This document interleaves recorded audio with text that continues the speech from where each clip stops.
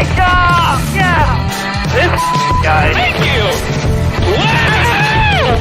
Hell yeah. Great job, man! Now we got a crash. Car spinning left and right. Buddy, let her rip. Rain like hell, baby! Come on! Oh my god, guys! Yes! Yes! Unbelievable! You guys are the best! Yes, yes, yes, yes! Oh, what a year! How's it going, everybody? Welcome to DannyBTalks for this week's episode of the NASCAR Weekly Podcast. It is me, joined alongside my colleagues Erik Jones, the Iceberg, and Darian Gilliam, aka Black Flags Matter. Hope you guys are having a good one. There's a lot to talk about, and especially something we found out only in the last few minutes. Our minds are all blown here tonight. But first of all, we're going to talk about Darlington Raceway's event this weekend, which was overall, I felt like a pretty entertaining race, pretty good race. I would put it up there in one of my favorite races of the year, personally, this year. But Erik Jones with the upset victory of quite possibly the last few years. I mean, yeah, he's won this race now for the second time, but winning in this equipment at this stage in his career is a huge statement for him, that team, and so much more for NASCAR. 17th different winner this season. It's not impossible to have a record by the end of this year. So, guys, what do you think? What do you think about the first win for the 43 since 2014 and the first full race win? Because obviously the one before that was a rain-shortened race. First full race win for the 43 since 1999. Erik, what do you think about that? Yeah, well, I was at that race, not the 1999, the Erik. You were at the 1999 race? I was about to say. I was at the 2014 race, and yes, came back on, I guess it was Sunday, and then got rained out. I remember watching the actual declaration of the winner. I think I was in the Cheddars across the street when they declared Almirola the winner, and storms were rolling in, moving through. But no, on that other note you mentioned, Danny, 17 different winners this year. A couple people in my comment section mentioned this, but if you include all the non-points races, we actually have 20 different winners this year because Busch and Keselowski won their dual races and Blaney won the All-Star race. That's true. So, true. It's been a pretty ridiculous season, and Erik Jones spoiling the playoff opener kind of just adds to it. But you mentioned it, Danny. He's won this race before. I don't remember. I surprisingly didn't pick him as a dark horse. Jarrett, was it you? One of y'all picked him as a dark horse this weekend or in last week's show. Might have even been the chat for all I remember. But that's a great upset pick for a track like Darlington. What makes it such a tremendous upset isn't that it's Erik Jones winning at Darlington, that it's the first time a non-playoff driver has ever won the playoff opener, going back to the early days of the chase even. So an upset on all accounts. I'm sure we'll talk about the several pieces that had to move into place to allow this upset to be possible. But what a great story for not only Richard Petty getting the 43 back in victory lane, but more importantly, GMS, who's effectively a new team. This is basically their first year in Cup. They basically run that operation over there, and it's cool to see another one of the new guys get what I think is one of the most underrated drivers in the Cup Series, a great value driver, and make it work this first year. That's pretty cool. They just missed the playoffs by maybe 200 points, but it was only 1 or 2 spots. But now they have a win, and I think that makes up for a lot of that. So it was cool. Yeah, congrats. And it was a chat, by the way. The chat picked that. Okay, but that's huge, for Chevy in general, because now coming into this season, we knew Hendrick was going to get wins for all 4 of the drivers most likely, but no one knew if Trackhouse could get wins, if Petty-GMS could get wins, if RCR could get wins, but a lot of their teams that ordinarily you don't look at have all been able to get wins. So that kind of proves that I think Chevy has had the best combination this season as compared to Ford and Toyota. Yeah, absolutely. But with that being said, we would be talking about a different story if the Toyotas didn't quite literally blow it at the end of this one. So Martin Truex Jr. and Kyle Busch are having, honestly, a pretty entertaining battle for the end of this one. And then Martin Truex Jr., he flies by Kyle Busch. And I remember on the radio, Kyle Busch said, "Man, I want what that 19's having." Well, I guess they both got what they was having because Martin Truex Jr. has a mechanical failure And then under caution, I think it was, I think I heard, did Kyle Busch miss a shift? Is that what happened there? Or That's what I think Bob Parker said at Yeah, one point. and I don't think know if it was confirmed. I think he based that off of something he heard Denny Hamlin say over the radio. Like Hamlin maybe said, "Hey, I think Kyle missed a shift or something like that," but I haven't heard that for myself, so Yeah. we don't know for sure. I But really- I go ahead. got to say, though, for Kyle Busch, props to him. He didn't run through cones. He didn't park it in the pit area. He actually did drive it correctly to victory, not to victory lane. He wished he was there, to the garage area this time. Yeah, really overall, I mean, you can look at this first playoff race of the 2022 season, and you just a bunch of playoff drivers had so many problems. Like, really, this is like honestly the most craziest opening playoff race in NASCAR history, at least in the playoff era of NASCAR dating back to 2004. I mean, not only did Joe Gibbs Racing have issues, but then the regular season champion himself, Chase Elliott, made a mental mistake, spun himself out.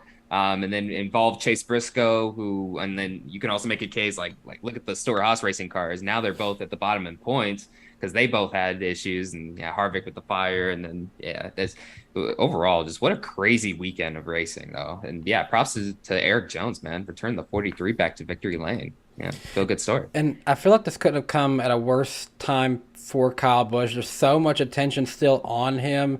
Don't know what he's doing next year at this point.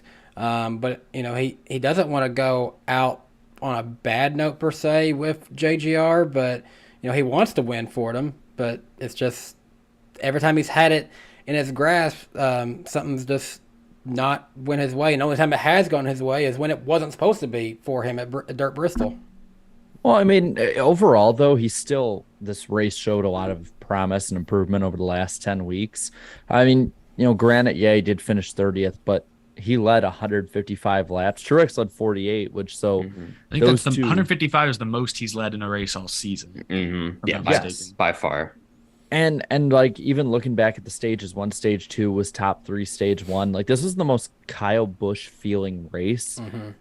I'd say honestly since before the 600 this year, which for Kyle Busch standards is saying a lot. Mm-hmm. So again, it's obviously not a good result whatsoever, when you blow an engine like that or have a water pump issue like Truex, but it is promising seeing that Busch can compete with the best of them and in a lot of respects have the best car out there and actually capitalize on it. If that engine doesn't happen, like you said before, Danny, we're talking about Kyle Busch getting a win and hey, Erik Jones got a top 3 run. That's nice. Yeah. But it is good to see Kyle Busch look normal again for the most part. Yeah, definitely. There's definitely a deal that's already I feel like that's definitely intent that he is intending on signing on. Just like all of a sudden, as soon as the playoffs start, it seems like he's back and stuff. But then obviously towards the end, that was. I feel bad for Dalton Good, man. Just Dalton Good, he can't catch a break this year at all. There's something happening. It's always happening. Well, but one interesting thing from the broadcast, though, that I found funny was when Truex was leading at one point. NBC ran that, USA ran that whole thing that was like, hey, why isn't Truex in the playoffs and stuff? How is he not in there? I'm like, God, I thought, are you guys allowed to do that?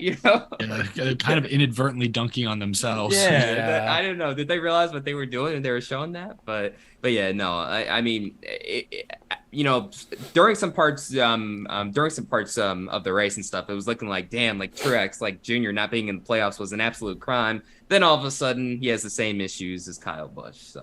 And his post-race interview or post-crash interview, that's the most kind of defeated I've seen Truex maybe ever. I've seen him rattled before, he ain't gonna win the damn war. That he was rattled, but not in an upset way. He was just more angry than sad. Here, he just looked like defeated. What else can they do? Like you mentioned that graphic. They didn't really do anything wrong this year besides not win. Yeah, it has been a down year by their standards, but he still led some of the most laps, had one of the best average finishes, was still 4th in traditional points, and that hasn't been enough. Leads a bunch of laps, takes the lead late, plays the right strategy late in this race. Engine failure wasn't enough. It's just more of the same. So no, that hurt for Truex. But when Kyle Busch, what I loved was USA's coverage of the Busch blown engine because they're just riding around under caution. Nobody suspects a thing. We saw a couple caution incidents this weekend between Alfredo in the Xfinity race and then Busch in the Cup race. Action happened even during the pace laps on the Xfinity race. We'll talk about that later. Gibbs and I don't remember who he got into, but that anyway. They should have had the cameras on. When they got the camera on Kyle Busch and the smoke started to billow out, the fact that like kind of Rick Allen sort of like paused mid-sentence to be like, but wait, he's blown out, and then everyone else started like kind of piling in, and then they cut to the shot of the crowd jeering him on. Like it was good TV, if nothing else. If Kyle Busch, like that's what I love about Kyle Busch. When he does good things, it's fun to watch. When he does bad things, when bad things happen to him, it is kind of fun to watch. So he is tremendous for the sport in that respect, and added a lot to the broadcast, even when he was exploding on pit road or on the caution. Me and Darian were at our fantasy draft, and it was a blast, by the way. It was a blast, by the way. It was. They had music blasting the whole time, so we couldn't hear the broadcast, and that was our exact reaction. Like, yeah. I think, Darian, you were like looking at like who you're going to draft. I was about to draft, and then I walked back over, and then you're like, Kyle Busch blew up. I'm like, what? And we're like, oh my God. Oh, just going nuts. There were guys there who are getting back into NASCAR. We're like, hold my 20 to go, and the leader blew up under caution. Like, yeah. Seeing the replay, it was really cool seeing basically the people in the booth taken as off guard. Because if you think about the way that the smoke was, like, it wasn't very heavy until we got to the backstretch. So it's like you couldn't really tell at first unless you had a camera like that. And so it was awesome seeing professionals that are in the booth every week have the same reaction that literally just a bunch of us hanging out as friends would have. Like that was very genuine. I'll give credit to. Oh, go ahead. Sorry. Well, I was just gonna. You used to use the word genuine, and that's been my kind of praise for NBC over the last few years. Is sometimes a little rough around the edges. Junior starts kind of just gargling. I don't know what is going on. Guard them all. At least it's genuine. Their reactions. It feels like they're actually watching the race and are into it the way a fan would be. So I always appreciate that. I'll give credit to Rick Allen, man. Just like when he was first broadcasting the NASCAR Cup Series, I was kind of iffy on him and stuff, but he's really grown on me over the years. Slowly but surely has. So I like that. Well, let's moving on. The Chases had a bad night. Chase Elliott and Chase Briscoe. Chase Elliott spins out and very, very pretty car with a good meaning to it. So unfortunate end for that car. Collects Chase Briscoe. Chase Briscoe heavily damaged. Chase Elliott's damage didn't look heavy on the outside, but there's a lot of stuff damaged on the inside. NBC did a good job of actually showcasing with zoomed-in cameras of where that damage was, and then the diffuser. Yeah, the diffuser and was then messed up. Steve Letarte went into the graphic package and showed exactly, okay, hey, you got these parts here, and then showing in the zoomed in, look, this is damage. Look, they pulled out this whole piece. There's that piece, and then at that point, you knew there's no way they're beating this damage policy. Even with the new extended clock, they still could not beat that.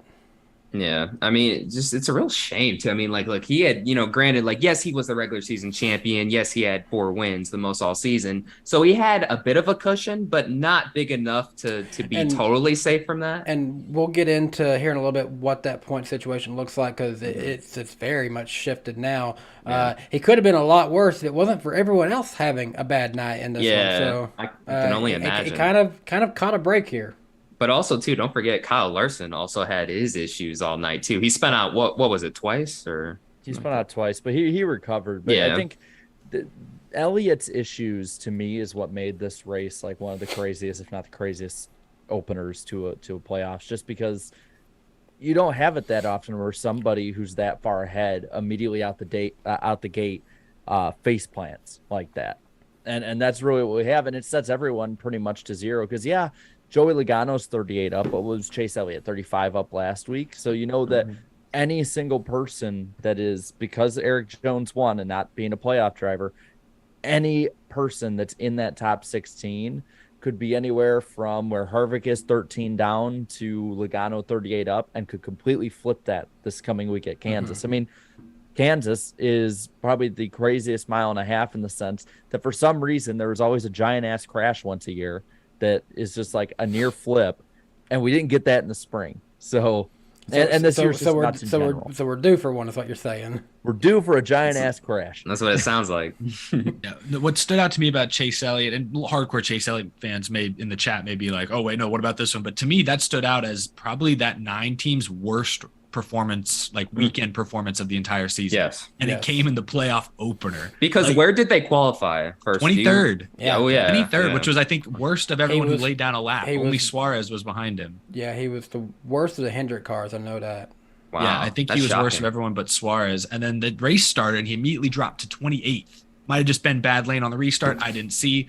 Slowly worked his way up to about 13th or 14th by the end of stage one. And it was, 2-3 laps to go in stage one when he just made a mistake and spun out and got, collected by Chase Briscoe. So it's just one of those like, how, why? Like, because Chase Elliott, Alan Gustafson, I'm not going to say they're immune to the pressure. Chase Elliott used to be known as the choke artist when he was trying to get his first win, but he's been to back-to-back championship fours. He knows how to handle the playoff pressure in September, October, and November. He's won a championship at age 24. Like, it can't be the pressure. And I hate to think it's just poor execution because they've been the most consistently dominant team all season.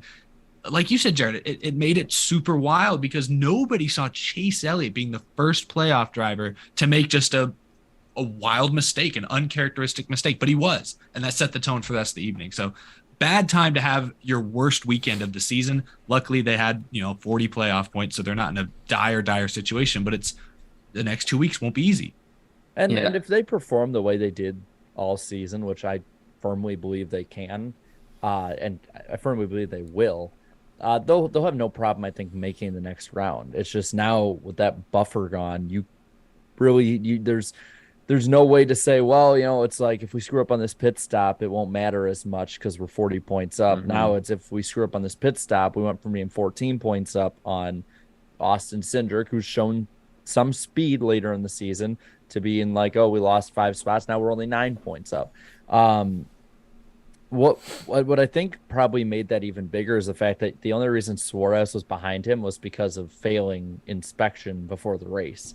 Like if you go, like I don't know where he started before that off the top of my head, but if you go off speed alone, if he was above 23rd, Elliott was the slowest off of speed all weekend of the 16, which is just I can't remember a race when Chase Elliott was like that. I honestly can't, where it wasn't like the car having problems or an engine issue or like some freak accident, like a meteor hitting his car or something. Like Elliott has been one of the 3 to 4 best drivers of the last probably 4 or 5 years. And this was just, it's as uncharacteristic as Kyle Busch's summer's been.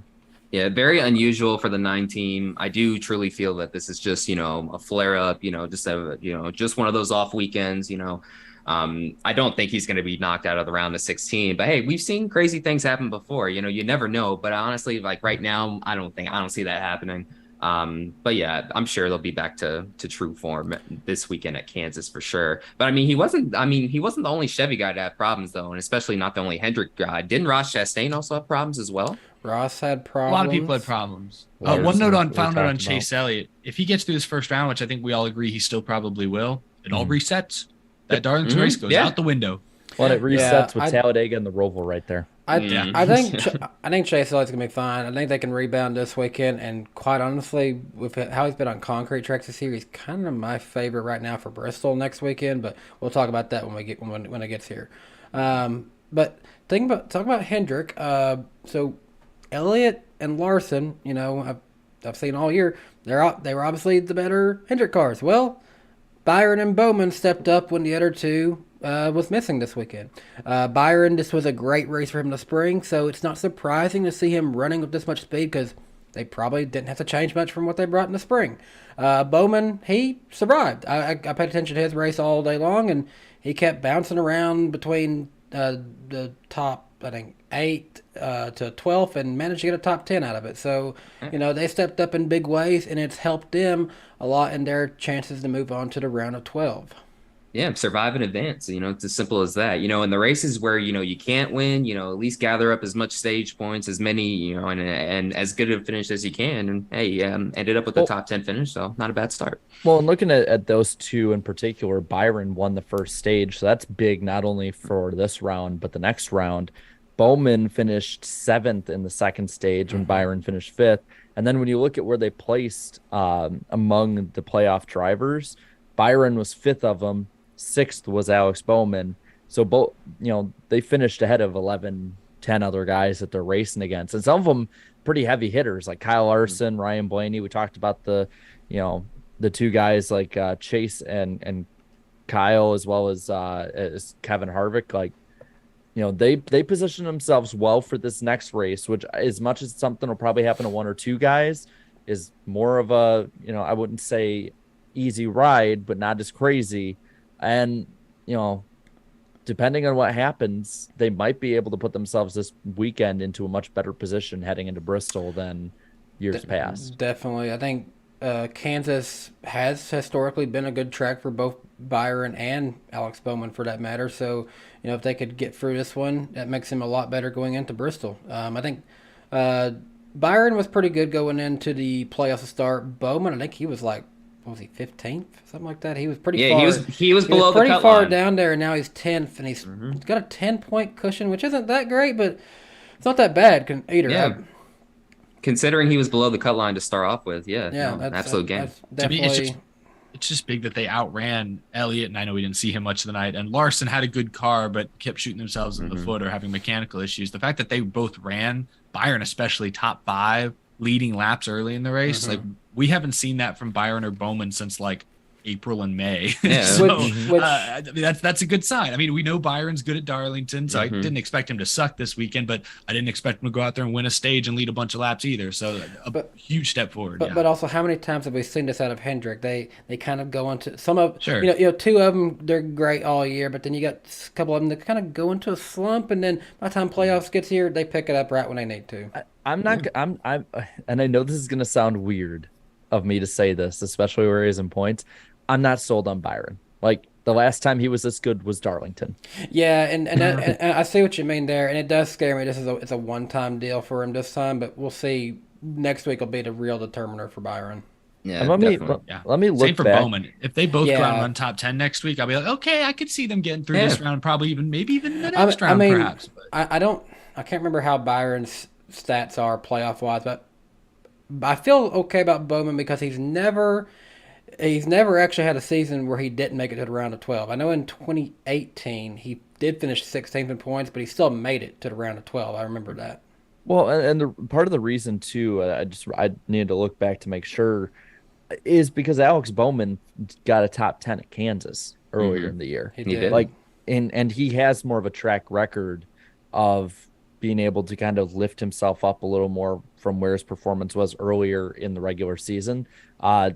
Case in point being last year, I know, or not, the last 2 years, honestly. But when I look at Byron, he was 16th here earlier this year. I'm not sold on Byron yet.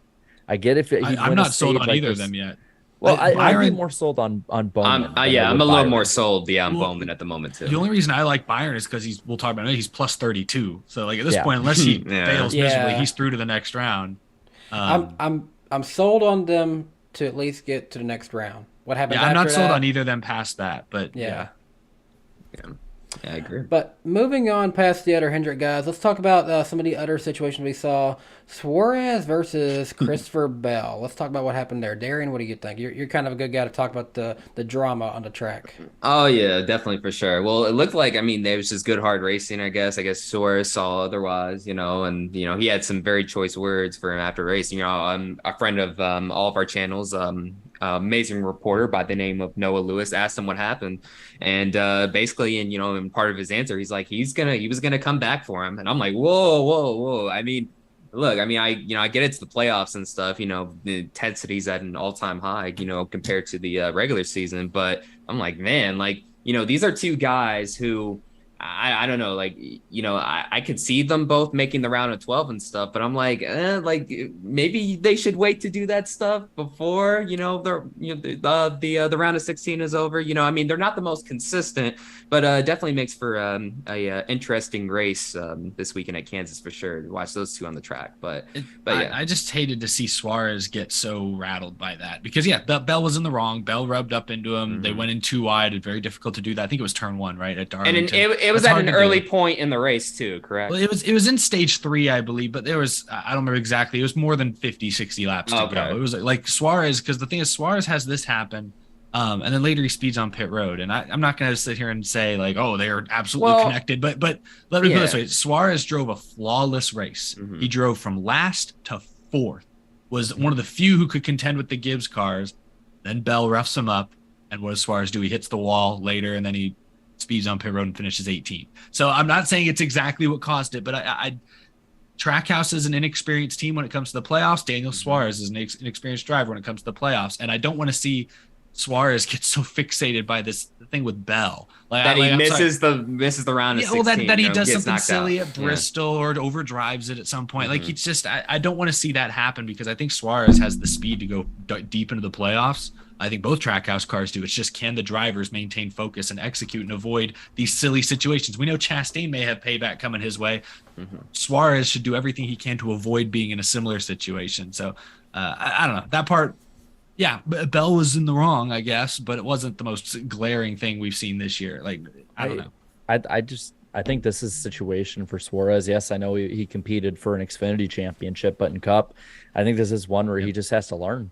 Like, he's just going to have to learn how to handle the situation. And if he handles it right, well, we'll see him in the next round. If he handles it wrong, he might not just screw up Bell's championship efforts, which seeing where Bell is right now, that's not even a guarantee. Where Suarez is much more precarious. The way I see it is it's a driver who has not been in this situation before and is, if he goes off of, again, and these are emotions right after the race, if he goes off these emotions, like, he's going to learn really quick, about the long game rather than the short game. Yeah. When Eric, I'm trying to find. Go ahead. Sorry. Tex Hale in the chat said Bell ran Chastain and Suarez into the wall last month. I'm trying to remember. I don't remember that. What race was that? Does anybody remember this incident? The Michigan incident? Does that, or I don't know. Is he referring to that? Or I don't even remember what happened. I can't remember off the top of my head. Anyway, sorry. Go ahead, Darian. I just want the chat. If he actually remembers an incident, we can look it up. But just let us know what race it was. But no, I mean, now that Eric puts his entire night into context and stuff, like, maybe this might be a tad bit overblown. I mean, obviously, after the race, he's heated. Emotions run high, especially after the race, just getting out of the car and then you have a mic stuck in your face like, hey, what happened out there? So now that he's had some time to cool off, I'm sure like he won't do anything too egregious. Like, if he races beside Bell, it might race him a tad bit harder than usual, but nothing to where it'll affect his playoff status. Because like, I agree with you, Eric. I feel like, as far as dark horse playoff contenders, like Suarez, at times, because he's with Trackhouse, I could see him making a little surprise run in the playoffs. Yeah, sorry, they're saying Michigan, but that wasn't Suarez. That was Bell blocking Chastain. I guess what they're saying is because he's gotten involved with the Trackhouse racing car before, maybe. I guess. Wait, am I remembering that right? It was Bell who had just pit, who went up and blocked Chastain with momentum and wrecked himself. Was Suarez involved in that? Did he get a piece of that as well? I can't remember now. I'm going back and looking at it really quick. Yeah, just to be sure. I guess I get been in so much stuff. I get being frustrated. I guess I get being frustrated because that was a Bell mistake as well. So I guess if that's twice in recent weeks that Bell has kind of messed up a Trackhouse car by being careless, then sure, I get it. But I would just be reasonable. You know what I mean? I wouldn't let this dominate your thought over these next 2 weeks. These races are just too important to be. I don't think it will. I think it'll still be. I hope not. I really hope not. I mean, Suarez, he doesn't seem like the kind of guy that'll just like let it affect him too much, Like now some other guys in the playoffs, like Kevin Harvick per se. Like, that's a little bit of a different story. But no, I think Suarez is level-headed. I think he'll be all right. I'm watching back on it. That was just Chastain. That wasn't Suarez. Yeah, Suarez was nowhere to be seen in that. Right? I guess they're just referring to a Trackhouse car, I guess. He was right behind it, but he passed by him. He wasn't in it. It's a Trackhouse. Gibbs has been flaming Trackhouse all year, so Trackhouse is trying to even the score, I guess. I guess so. Just a pissing contest at this point. Yeah. Well, speaking of incidents on the track, Kevin Harvick found himself in an incident. I'm so sorry, Danny. I hate to interrupt you, but no, Chris did remind us. That's right. Chastain and Suarez were in position to cycle to the lead of that race. That crash trapped Suarez a lap down. Yeah, but it wasn't a direct, like. I don't know. You know what? At this point, I'm on Suarez's side. Wreck him, take him out. That's when he needs to pay. I don't see how that correlates 1-to-1 with this situation. I get it screwed him over, but it screwed a bunch of drivers over. No, who went on to win the Michigan race? I totally forgot. Harvick did. So never mind. Harvick did. We're about to talk about the winner. I was trying to think if it was a Toyota driver who won. I would have been like, ooh. What was that, Papa? I just couldn't remember. I don't know. I'm with him now. I'm not saying I want Suarez to think bigger picture, but if Bell's blocking him at Bristol, wreck him. I think I wouldn't bat an eye at this point if he spins him out at Bristol. It's entertaining for us, but I mean, as far as the play, like Suarez, don't do that, please. Just, I'm actually saying it would be justified. I would think it would be justified. I don't. If we're taking Michigan into a larger account here, I don't see the accountability on that one. That's between Chastain and Bell. But it affected Suarez in a pretty big way. Oh, yeah, it affected every driver. Yeah, you don't see every driver going after him. I could understand it I could side with Eric's point if Suarez was the only driver affected. But yeah, that affected a whole lot of other people. It really only affected Chastain and Suarez. That's all I'm saying. They were going to finish 1-2 in that race, and they did not because of Bell. If Suarez is holding grudges over that. I hope Christopher Bell's dad's not watching. I forgot he watches sometimes. I'm sorry, but I'm laughing at Denny the Liver saying that Eric's mind is already in after-hour mode. I'm just saying, the chat has opened my third eye. I totally forgot about how Suarez was affected by the Michigan deal.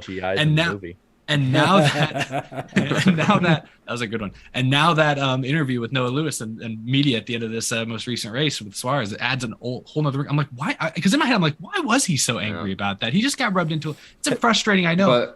But we'll see. We'll see how it develops. I'm for the chaos. I just think it'd be stupid. Yeah. We'll see how it develops. I'm just saying, if Bell blocks a little at Bristol, he's getting turned. And I would not blame Suarez for it. Now that I know the full backstory, I wouldn't blame him. I'm just saying. We'll see. Well, don't turn him at Kansas. We don't want that to be the horrible crash this year. We don't want that to happen. That could be the big crash. No, let's not do that. No, that would be too far. That'd be too far. Well, no, he should do it at Bristol if he were to do it, because if you do it at Kansas, you're going to get paid back. And I don't see Suarez putting 30 points on the cut line and making himself seem more safe. Yeah, I don't know. This is fun. Thank you, chat, for enlightening us about their history together. All right, now go ahead, Danny. You were saying. Sorry about that. Just like you guys made me take my sweet time talking about this, NASCAR decided to take their sweet time calling a caution for a car on fire.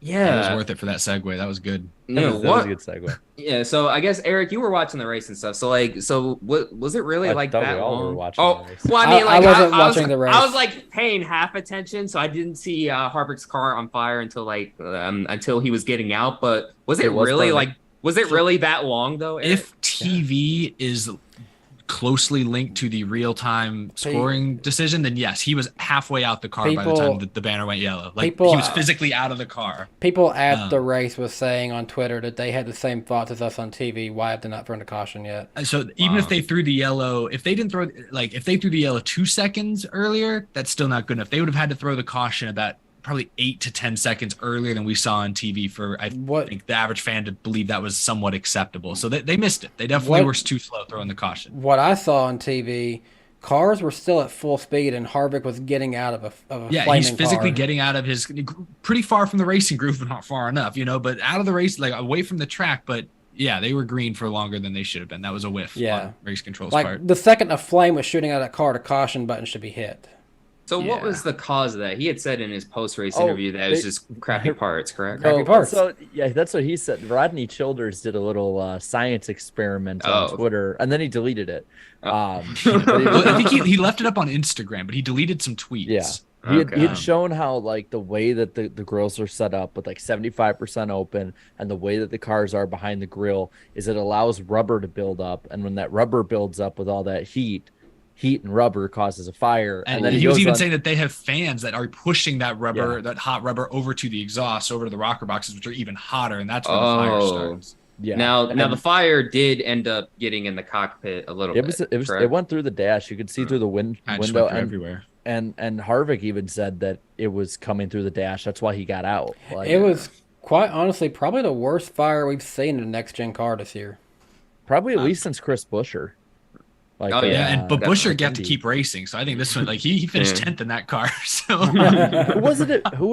God, I love that Michigan race, but I forgot who the one was that caught fire there. Cole Custer had a pretty big fire. Oh yeah, that's right. I don't know if it was the exact same type of incident or if it was unrelated, because I remember his came out, because I looked up the video recently. It was coming more out of the left front, which is in the ballpark of what we're talking about, but maybe not exactly the same place. So, but yeah, he had a big fire zone. That was another SHR Ford. Now, Tyler Cannon brings up a good point in the chat, and I noticed this too a little bit. It's I don't know if it's all, but I know that it's like majority at least Fords that are having these problems. Yeah. That's a correlation that should be looked into. Now there was something to come out though that NASCAR has decided to make a change that should hopefully fix this, I guess. They're making 3 changes. I'm not technical, none of us are, so I'm going to do my best. But they're making 3 notable changes. There's an optional coating. I'm not going to say this word right. Intumescent coating that's going to be permitted for the underside of the lower crush panels, inside the exhaust cover panels, and on the upper surface of the rocker arms. And then they have a lateral seal that must be installed between the back of the front clip weight box and the top of the splitter panel. Anyway, so they have that. Anyway. They're also telling the teams that they have to replace a lower section of the, oh my gosh, what did I write down here? I wrote it in like bullet points. The point is they're replacing another thing with like stainless steel. All of this is hopefully to not so much stop heat from getting to where it needs to be, but it'll at least keep any fire that does form from spreading nearly as easily as it did in Harvick's case. So it's a small fix. I don't think it gets to the root necessarily of the biggest problems, but like the dam that they're the seal that they're going to put on the front of the car, the top of the whatever on the splitter. I think the hope is that will keep some rubber from going back into those rocker box areas that we saw at Darlington. So maybe it'll help everything on all fronts. What's interesting about it is the timing. Like these all sound like things that had to have been in development for at least a few weeks. I don't think because they're all mandating it this weekend at Kansas. There's no way they could build all these parts and get them to the teams in this short amount of time. But the timing is interesting that it comes days after Harvick puts them on blast in the biggest way we've seen anyone so far. So I don't want to say it's a slow reaction, but either way, I'm not going to put NASCAR. I'm not going to give NASCAR shit for this. They're trying to come up with a fix mid-season, and I think this should hopefully help some of that. Real quick, go back to Jarrett's point. T-Bird15 says in the chat, Bowman caught on fire at Darlington earlier this year. That is correct. He did catch on fire there earlier this season. So it's not all Fords that's had the fire issues this year. That's why it's been primarily Fords, and I know each situation is different. I saw somebody in there in the chat. I can't see; it's probably went past already, but had said that the Custer one was more of a flat tire issue. Yeah, it might be unrelated. It's just there is that correlation with like primarily Ford, especially in the last month and a half or so. I just think it's funny, and not funny, but just kind of odd timing as well, that it's Harvick after putting NASCAR on blast for the last basically 2 weeks. Every time he gets the chance to about the next gen, it's his car that spontaneously combusts, with however many there were to go. Yeah. It's interesting. Is all. Are you saying that NASCAR put the rubber there and took a blowtorch to it because they to send Harvick a message? What are we conspiring here? It's an interesting coincidence. Foil hat. It's an interesting coincidence. I don't know if it's anything more than that. Yeah. No, I don't think it is. We need to get the police involved. Speaking of execute a driver, just horrible timing. Speaking of tinfoil hats, Denny Deliver said Bowman was in a throwback of a Ford. That's why he caught on fire.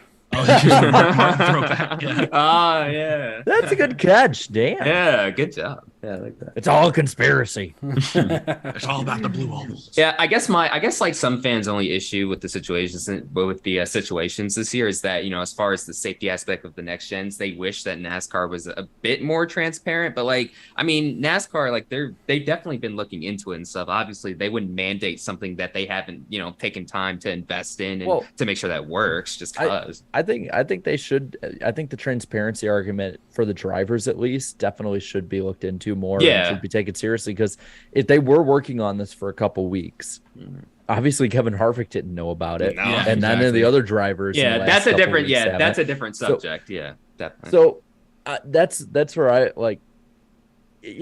Yes, as a fan, I want to know what's going on with it, and I'm assuming that media wants to know for sure what's going on with it too. But the driver should know first. The driver should. Well, yeah, it's the drivers' lives that are the most in line to being burned alive. So they should know. Hey, by the way, we don't want you to become a pork roast here. We're actually trying to help. So well, really, you could look across all of NASCAR. We saw Haley Deegan. What was it at Atlanta? We were there. It was at Atlanta, and she had serious issues where had smoke inhalation in the truck.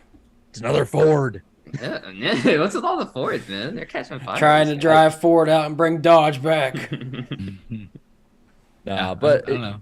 I'm glad they're doing something. And I know Yeah. I totally butchered whatever poor explanation. I just wrote down little short notes on everything. I don't know what any of it means, but I'm glad that they're doing something mid-season, because I know a lot of the fixes, especially the like heavier impacts, like how they're going to try and soften those. A lot of big fixes aren't going to happen in the course of a season. They're going to take, hopefully they can make some serious progress during the short off season, maybe into next year. Like, it's not going to be an easy fix. So I'm glad at least they're trying something. And I don't know, hopefully some of the drivers are at least mildly satisfied with this, with their latest attempts, but I'm sure they're always going to be pushing for more. And it's important that we stay in NASCAR's ear, because otherwise this probably wouldn't be as high a priority as it's suddenly become the last few weeks. Yeah. Okay. Well, I think that's enough on that subject. We can talk about this real quick, and we'll move on to talk about the playoffs. Sold out crowd at Darlington. How beautiful was that to see? Yeah. Well, I believe Adam Stern said it was like the 7th one of the year to be a sellout. And let me see if I can remember these off the top of my head. There's Southern 500, obviously, Daytona 500, Coke 600, Watkins Glen. Gateway was a sellout. I got my trusty packet Nashville was not a sellout. No. No, that was not a sellout. Debatable on how many they were sold, depending on who you ask in the media. So that's 5 races so far. Okay. Talladega was not. Did Atlanta sell out? One of the Atlantas? I feel like It the didn't summer sell out, but it was close. Yeah, it was close, I guess. Because a lot of people didn't know what to expect in February, but in February put on a good race, so they sold more in this summer. Okay, 6 is Pocono. That one did end up selling out at over 100,000.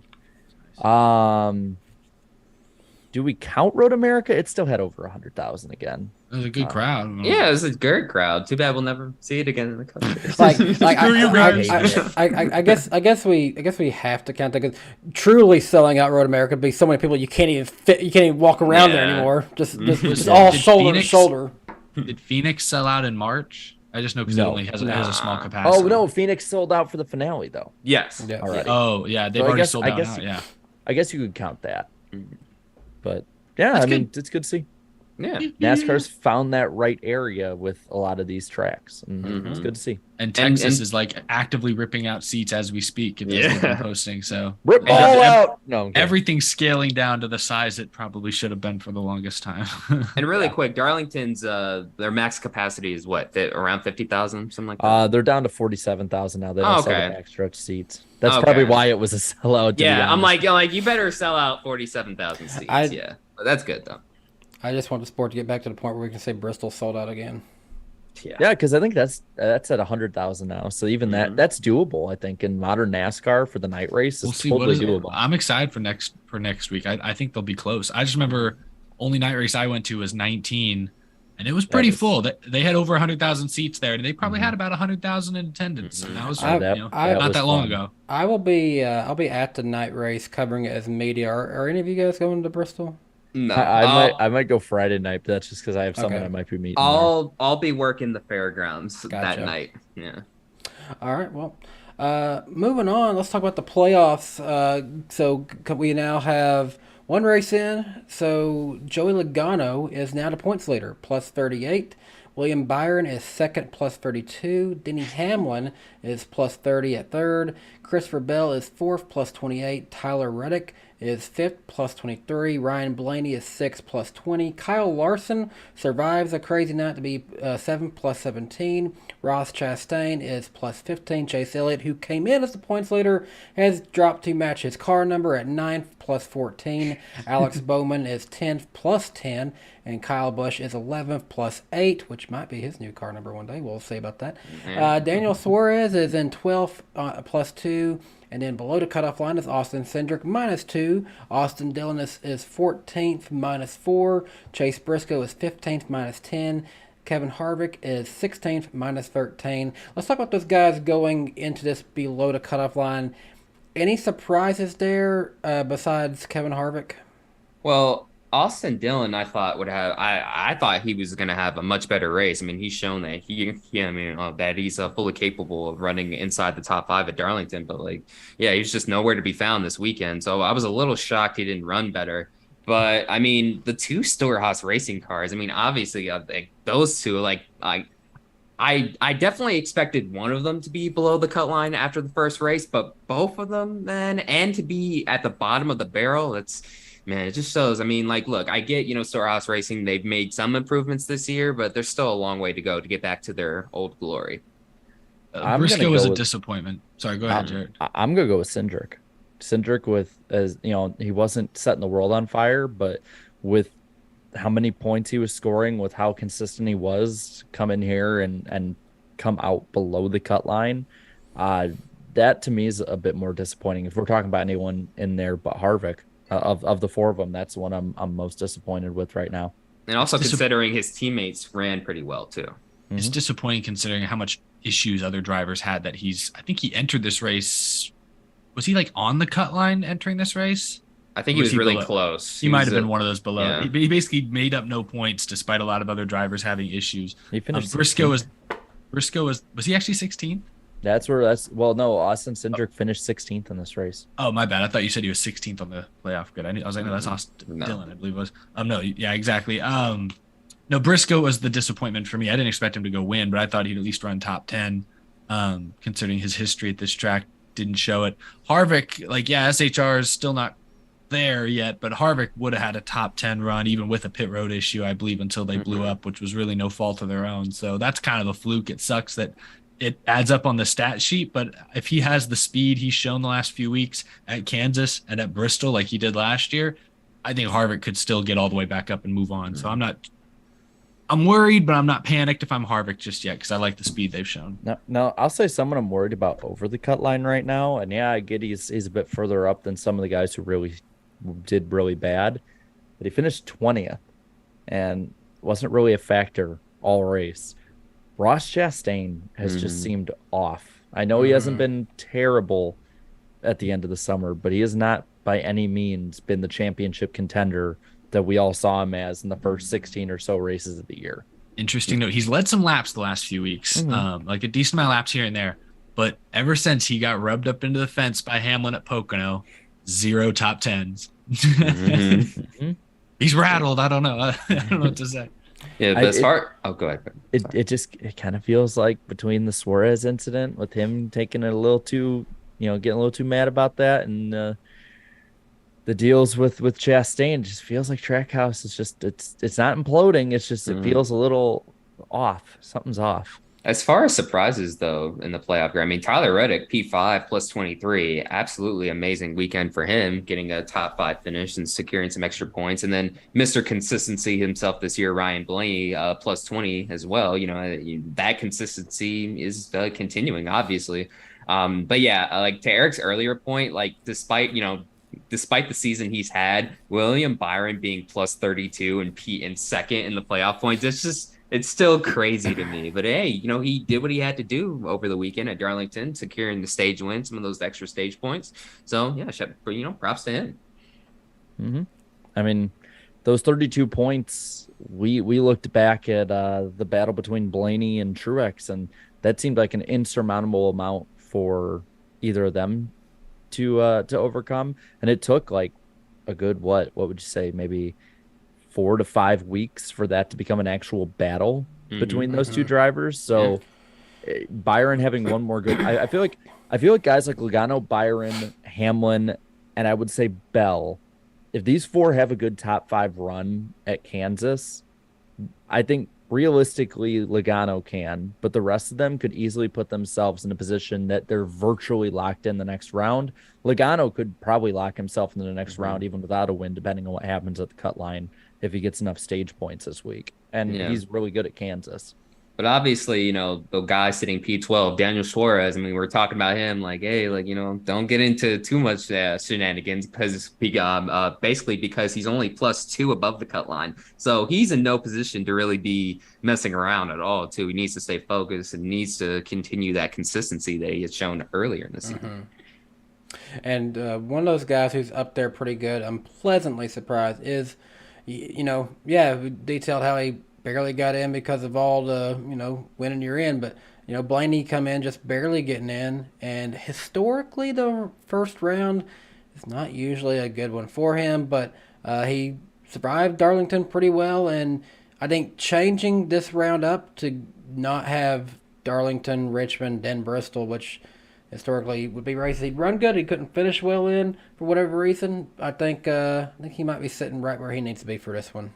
Now, as far as Kyle Busch is concerned, I'm not as concerned anymore or whatever. Like, obviously, yes, he had the DNF, but, he showed that, they still have the speed, when they have their stuff right, too. Now, I know Kansas is one of his worst tracks historically, but if he can just hover around the top 10, maybe even flirt with the top 5, that would be a good day. Here lately, though, it's not been. He was he won one of the stages earlier this year. I think he finished third. He won a race there last year, so this is actually working out pretty good. And plus Bristol, he loves Bristol. He won on the dirt and then ton on the concrete. So I like Kyle Busch moving through this round. But moving on, let's talk about the ratings. Jarrett, what do you got for us on the ratings? We've had better days. We had a 1.37 rating, which is down 4% from last year.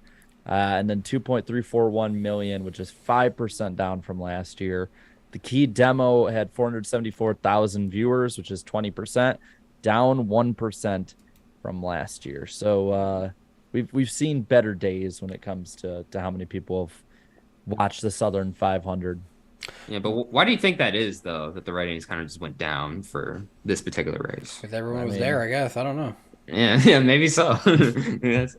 I think probably it's a mix. I get we can use the excuse of football, but that always starts at the same weekend with college football. Well, there was only one game it was going against, and which game was that? Oh, was it Florida versus LSU? Or no. Was it? No, I think it was. They had one major game last year. Yeah, Florida State ver's LSU. Yeah, that's right. Which was a pretty crazy finish, but. Well, it's been like this before. Like, this isn't really, it's not a new variable to add in. I think it's just what it was. If you want to look at a variable, is you had a pretty dismal ending to the regular season at Daytona, where not many people were watching at the end, and going into this race, into the playoffs, you don't have as much momentum. So I think that would probably be one of the biggest ones, especially for just such small decrease overall, but it's still something that's not very good. I forgot about the rain too. That's another issue. Well, the rain didn't affect it that much. Wasn't there only one caution? Yeah, there was one caution, and they got back to again. Caution. I mean, I don't want to make too many excuses. I'm just trying to think of reasons, but I mean, I don't think rain or Chase Elliott crashing is why. I mean, drivers usually crashing out of a race doesn't affect the ratings. Yeah, just one of those weekends. Wasn't in the cards for us to have ratings improvement, I guess. We are Dell Jr. fans who watched through 2009 and 2010. We know all about watching a race when your favorite driver's out of it. Yeah. Eric watched every race when Kenseth came back in 20. Oh, yeah, true. Hey, if we got to suffer, you got to suffer. Yeah. Hey, he almost won the Brickyard at least, though. That was cool. And that makes me remember, you were talking about Dalton Good feeling bad about Kyle Busch's bad year. If this is a bad year, bleh. Yeah. I wish this was my driver. Poor guy. He's not waiting as much. Oh, my goodness. Well, Paul? Yeah, that's right. It's about that time again on the NASCAR Weekly Podcast. The poll! The famous iceberg poll. Jarrett, take it over.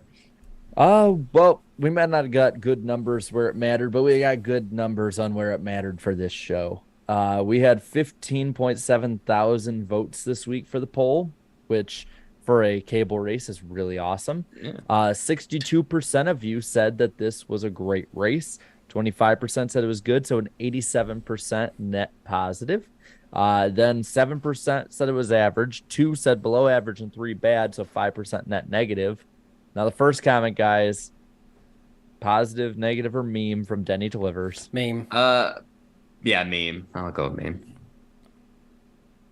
Eric. Did you not hear me? I said meme. Oh. He says, Kevin Harvick, crappy ass parts. Then goes down. Cars proceeds to implode and turn into a disaster class. Yep, definitely meme. We were spot on. That's a meme. Yeah, that's a meme for you. Well played. Looking at some of the comments from this one, as I'm okay, good. I didn't delete it. The number one comment is really long, so I'm not going to read it. But sorry, you got to have it compacted. You know, I'm not gonna read a soliloquy. Yeah, we're not reading Bibles on the NASCAR Weekly podcast.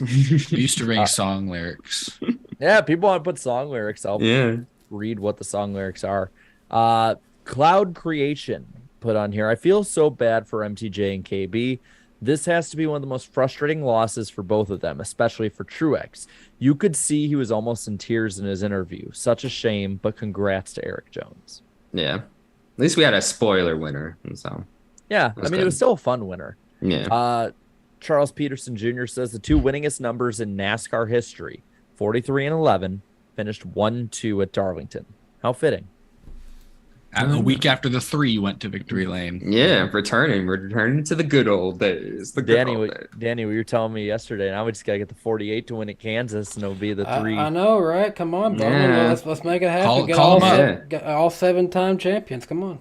For real. Looking at another one, Farkle 8000. As a Kyle Busch fan, I went from confused to really mad to content to pissed off to unnecessarily happy, all in the span of about 27 laps. Yeah, a 12th place finish after the night they had. That's basically a W, I feel like.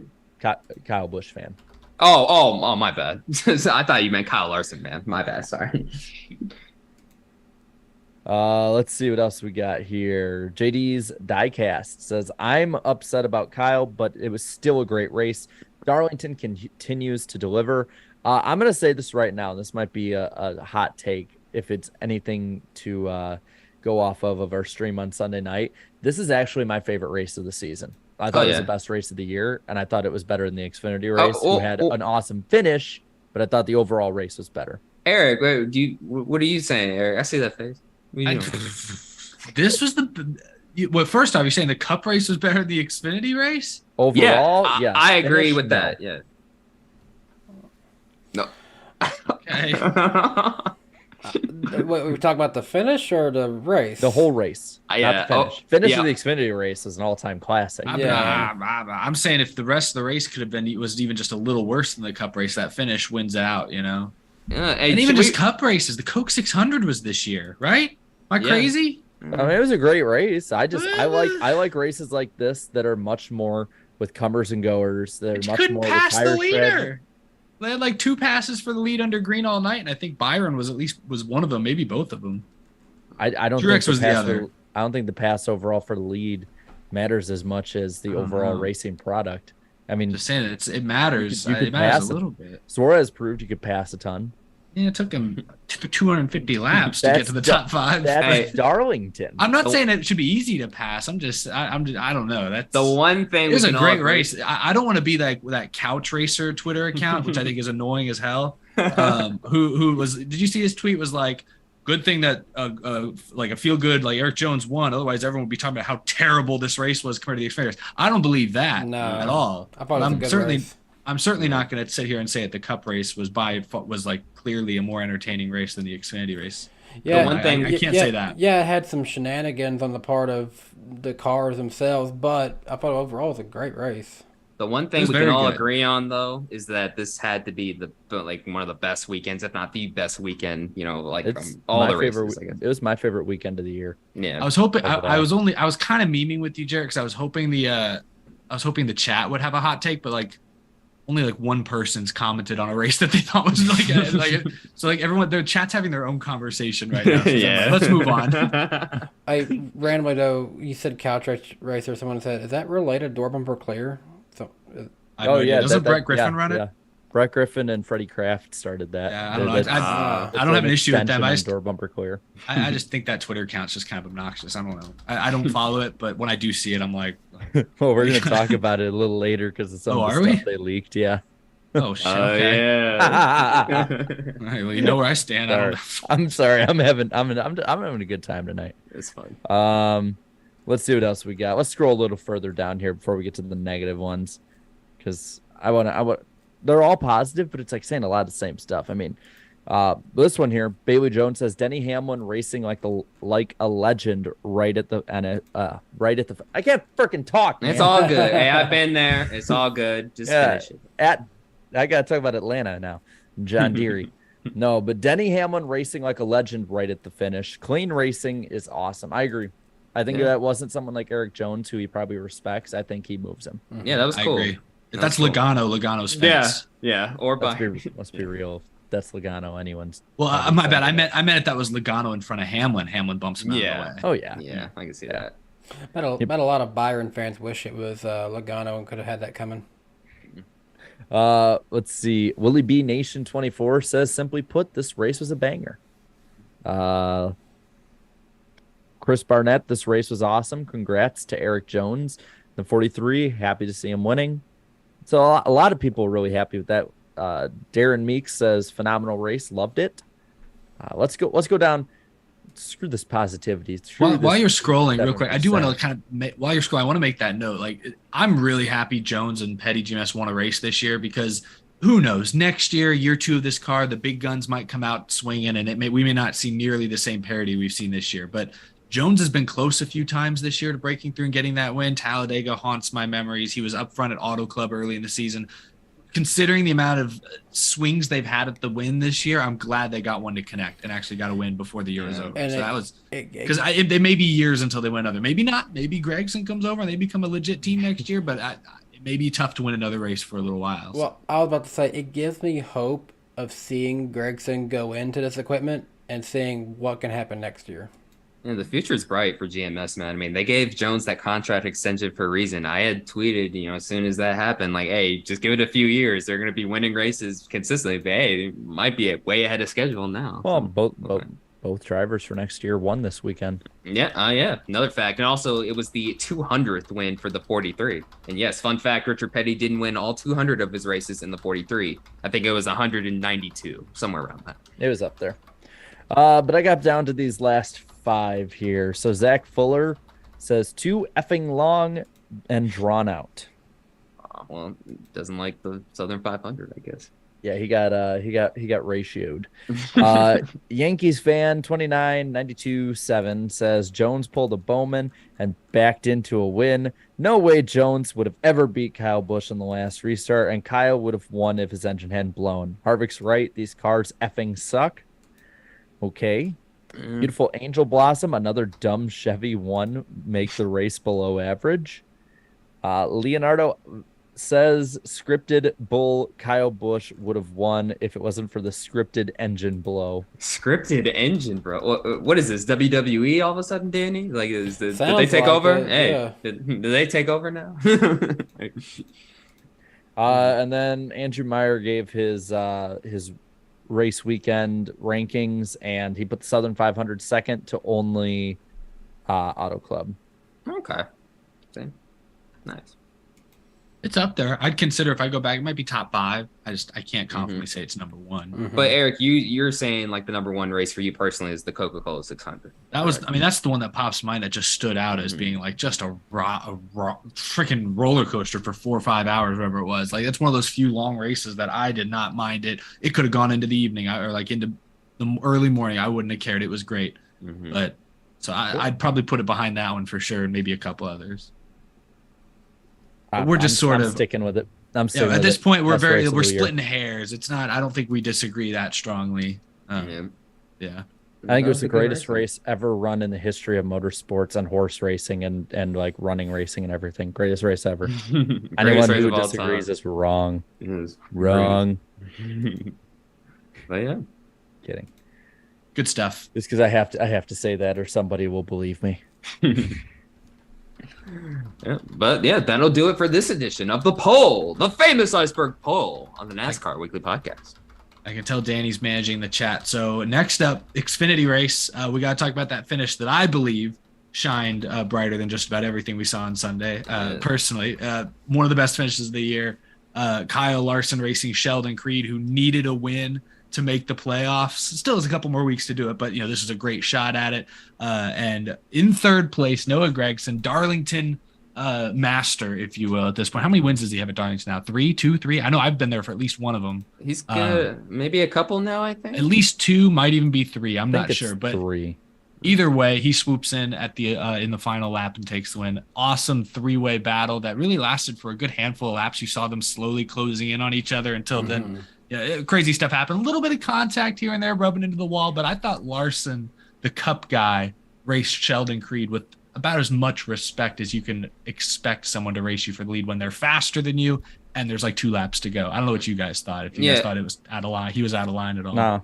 No, I thought it was totally fair. Now I saw some criticism like, oh, Larson's not racing for anything. He should have just, just backed off. Like, no, like, I mean, like, he's entered in this race. I mean, like, and it's not even playoff time yet, too. So, like, he's eligible to still race and stuff. And obviously he's going to go for a win. I mean, Sheldon Creed, like, look, I get he's on the playoff cut line. He did what he had to do to try and get that win. But, hey, look, they seem to have enjoyed it, based on their interaction, immediately after the race, too. So, hey, there was mutual respect there, hey, he almost had it there too. And now Larson said he did like cut his tire like on the backstretch, sometime on the backstretch though. So if he didn't, like, that definitely would have made a huge difference. But I mean, just watching that finish in Jarrett's grandparents' garage, man, just like everyone was gathered around the TV. That was so cool. And as soon as the sparks started going, we were like, oh my goodness, man. Like, so I know he had a flat tire, but hey, if Noah Gragson got maybe a tad bit loose there a little bit, like maybe he just somehow full throttles it to the victory. I don't know. That's asking for a lot, but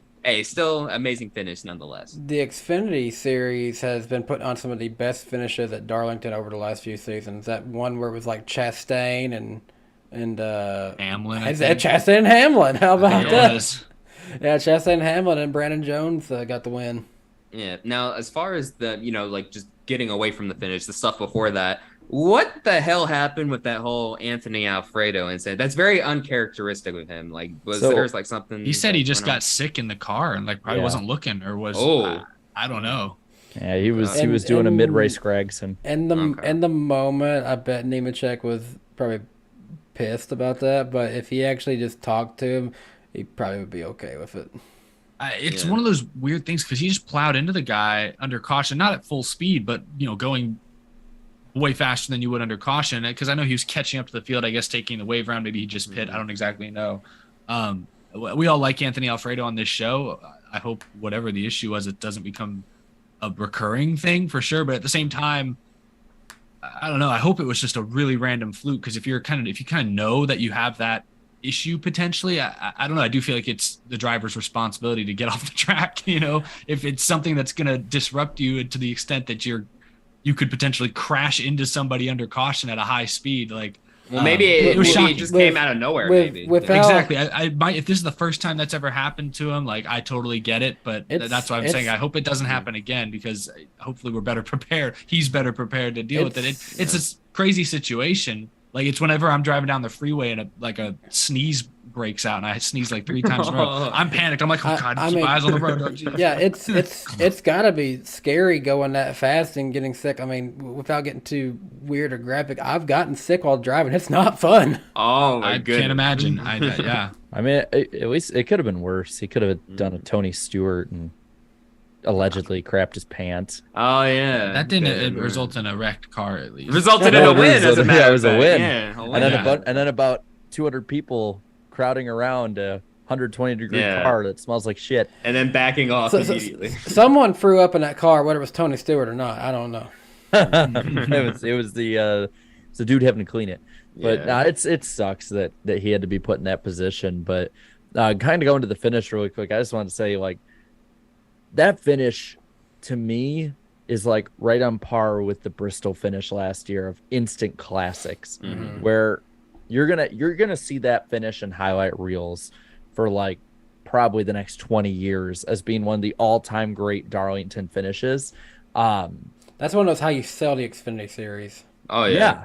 You They've sell got it a with lot of that. those moments. Hey, recent look, years. what's their slogan still? Names are made here and stuff. Hey, they went up against, the reigning Cup Series champion Larson, and Noah Gragson ended up winning. And Creed, even though he was on the playoff cut line, he almost won the race. So it just was proving themselves. Yeah. It was weird seeing a race with Sheldon Creed going for a win and not hearing Creed Yeah. for the win. Where was the Vince Welch, Sheldon Creed exaggeration when you needed it the most? In them? Now, was the last chance to get into the playoffs for them? I don't No, think they got no. Bristol this week. Oh, okay, or next okay. week. Okay. They still have 2 races. Yeah, so Bristol and Las Vegas. Las Vegas I think is the cutoff race, I believe. All right. No, Wait, it's no, Kansas think this week. Oh, and then Kansas. Bristol is the Okay, cutoff. okay. I think Okay. Vegas is their opener. I was gonna say the trucks are almost done at their playoffs. Yeah. The Xfinity Series takes forever to Hey. start. I'll be honest too. I've completely forgotten about the Truck Series playoffs at this point. I'm sorry, there's not enough races. Man. I've forgotten who's even good in the truck, so I'm gonna be horrible with my truck pick tonight, probably. Yeah. So hey, we got to do a bunch of research on that before they get back in action. But yeah, no, awesome race overall though, Xfinity, and again, one of the the best weekend all season for NASCAR by far. Well, I think that's enough of the Xfinity Series. We can move on to the first Super Chat stage break of the night. If someone will please get me a timer up, I will go ahead and read off some of these Super Chats we've gotten here tonight. And Yeah, for sure. we appreciate everyone for your support of the NASCAR Weekly Podcast. We are funded by viewers like you. Thank you. Yeah, just start reading one of the questions and we'll start the timer. Lord Voldemort starting us off with $1.99. Appreciate that. The Dark Lord is back. Boo, whiner, boy, Harvick forever. Jar Jar Banks, $1.99. Appreciate that. Misa here and Boo, doo-doo head, Harvick, Diesel winner. Oh, we're getting back to that I era. haven't seen them in a while. Yeah, it's been a while. Welcome back. Cookie Monster, $4.99. Appreciate that. Jared and Brooks, you stole me cookies. Ask Blue Jimmy Fan 48. What happens to people who steal me cookies? Me know the dark side and me can force choke. Okay. Hey, Blue Jimmy, what happens, bro? I don't know what happens to this. Obi-Wan Kenobi, $1.99. Appreciate that. You were my brothers, Eric and Jarrett. I loved you. What is this? What the hell is happening? I don't know. You were their brothers and they loved you. Mine a fever dream or something. Napa Racing Fan 927. Appreciate the $5. Fox actually did something right for once. Send the All-Star race in North Wilkesboro. Hopefully dump a Texas race. Please put it on Fox, not FS1. If this does happen, as is being said, I think it really should be on Fox. Yes, I agree. Like the Clash. Yeah. Yeah, they should really go about making it into a big event.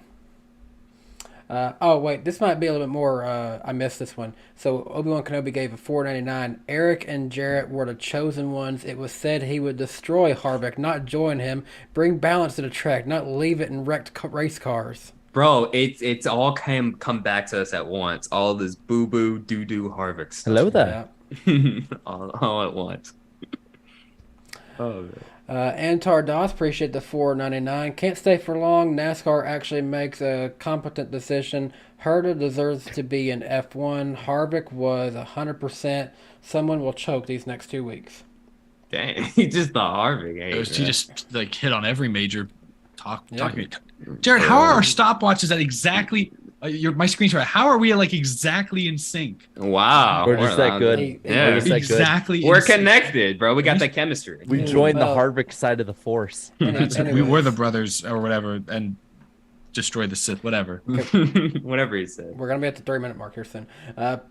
Elite Precision 29, appreciate the $5. Now that North Wilkesboro is back, NASCAR is really going to have to improve the short track package. This race can't be a dud. Give them 800 horsepower at least. That's Oh, big. hey, I'm for that. Yeah, bring it on. Isaac, Let's do it. appreciate the $4.99. Mixed on Southern 500 being playoff opener. While it does challenge playoff drivers in a big way, it also overshadows its importance as a crown jewel. That's a fair point. I'd agree. Yeah. Alex Luft, appreciate the $5. Please welcome aboard the USS About Time Erik Jones winning for Richard Petty and North Wilkesboro returning to NASCAR. We're going to do one more since we had a few minutes where we was talking about the time and stuff. Lord Voldemort, appreciate the extra $1.99. The Dark Lord hates SMI. They jack up prices. Go ISC. I don't want to end on a bad note, so 54 Designs, appreciate the $1.99. 1, 2, 3, Erik Jones, baby! Yeah. And appreciate... we're supposed to do that all at once. Oh, yeah. All right. One, two, nine. Two. Woo! There we go. Good job. Appreciate everyone for your support of the show. We'll come back to Super Chats a little bit later on tonight. And we are funded by viewers like you, but we are also funded by some of our great sponsors, including the folks at Lionel Racing. You can get your official Lionel Racing diecast at official vendors and sellers of Lionel Racing. Darian, what have you got right there? Yes, I have Jimmy Johnson's 2007 Coca-Cola 600 scheme, the same race Casey Mears, his teammate, ended up winning. The Power of Pride scheme. He ran this in 2003 and decided to run it again in 2007. I can't remember where he finished. I assume he finished somewhere in the top 10, but yeah, as you can see, I played with it for, when I was a lot younger, a little scuffed up, but overall, one of my favorite 48 schemes. All right, not sure why you brought Jimmy Johnson, because we all said we was going with the 48 car. What are you doing? This is the 48 car. Oh, get out of here, man. Get out of here. Talking about the original 48. Got to go with Bowman on Danny's channel. Yeah, this is Bowman. We talk about the current 48 on this show. Come on, I just heard 48. It's Danny's birthday week. Yeah. I don't have a Bowman. I don't have a Bowman. I should have car. known. It's a conspiracy. You're with that Maroots fella. I know it. In all seriousness, me and Danny planned this yesterday when he came over. Yeah, we said we was all going to tell Darian we're doing Jimmy Johnson and have Bowman cars instead. I have got brand new 2022 Next Gen 124 liquid color Alex Bowman Ally Chevrolet. This is a really nice car. I'm happy to make this my first 124 Next Gen car in my collection, and overall it's pretty cool. It's an Elite Series, so the deck lid opens up. There's a few things like that little antenna thing that's right there. I don't know. Nice detail. It's got the new next gen tires and everything. So overall, pretty cool. And then you see up underneath the plate here, it's very smooth. It's not very rigid to hold. It sits flat in my hand like that, being the next gen car. But Jarrett also has a 124, one that was seen locally here last year. Tell us about that one. That was nice. Yeah, this was from the first Nashville race last year. And you know what I really love about this diecast is it doesn't necessarily do it in just normal light, but when it's on a light like this, one of those really high, resolution kind of light cameras with the really white light coming in, these colors just pop. There we go. The pink, that light blue, it just pops off the purple. It popped at the racetrack, looked great. What was Darian doing? It's definitely one of my favorite of the Gen 6 paint schemes from that entire era. Come on, Eric, pay attention to the diecast. That was my favorite. How can I not? That was my favorite paint scheme last year. I was so happy I got to see it in person. The only Bowman diecast I own is a NASCAR Authentics 2021 car. It looks good. Not much else to say. This one is simple. Just sweet, simple. That works for me. I wasn't sure about the plan, so I did bring a Jimmy car as backup. Yeah, there we go. There we go. Yeah. In all fairness, let's do a bonus round. We do all have a Jimmy Johnson car here. I've got a 2008 Jimmy Johnson car autographed by Jimmy Johnson. Yeah, I was so confused because before the show they're showing me hey, get your 48 car. I'm like, okay. I showed this one last week. The 2006 Jimmy Johnson Elite with the tethers. But yeah. Oh, wait, and it won't close. Ours had the exact same paint scheme, don't they? Because they used that same one from 06 to 08, didn't they? Yes. Yep. They did. Mine was 03. I'm 99% sure. Might be 02. I don't know. Put it up at the camera. Let me see. Yeah, put it up. We can tell right away. Put them up, boys. 2003. Yeah, that's right. 03. Yeah, because it has the Winston thing, or doesn't he? Well, I can tell by the headlights it's 03. 03. Yeah. Yep. Headlights 03. and Winston. That's what gives it away. Yeah. We're nerds. The Winston's easy. I just Also, wasn't sure about the headlights. there's no rookie straps on the back either, so. Yeah, that works too. Yeah. Oh yeah, But yeah. I for some reason thought his rookie year was 01 for some stupid reason. I got him mixed up with. He Newman made instead. some select Well, starts. that Busch. year. yeah, his first full year was 02. Yeah. But yeah, appreciate the folks at Lionel Racing for supporting our show. You can pre-order your favorite diecast. There's 2022 cars coming out right now, as you can see by what I've got in my hand. So order yours today and check out their NASCAR Phoenix lines at local Walmarts and other retailers. So thanks again to Lionel Racing. Darian, did you just get that warning on your phone? I did, as a matter of fact. And it's the lightning round on the NASCAR Weekly Podcast. Jarrett, what do we have on tap for tonight? We got short but sweet tonight. Well, first off, for those of you at home who are Lego fans, the NASCAR Next Gen Chevy Camaro will have its own Lego set coming in 2023. I believe it's going to be around $50. I'm going to push away. I'm going to push all the 9-year-olds out of my way to get my set. Okay. Well, have fun getting my brother out of the way. You saw how he was pushing me out of the way this weekend. Oh God, he's pushing everybody. Just I won't go too overboard with it, but my brother made it a running joke throughout the weekend. Anytime that we were near each other in line to get like food or get something, he'd just be like, "Move!" And because my brother is like, That's 4 inches big taller boy. than me, stronger, he just like grabbed me and just moved me out of the He's way. a big boy, bro. Yeah, so have fun beating my brother up in line to get your Legos before him. Oh, man. We'll be but pushing kids together. There you go.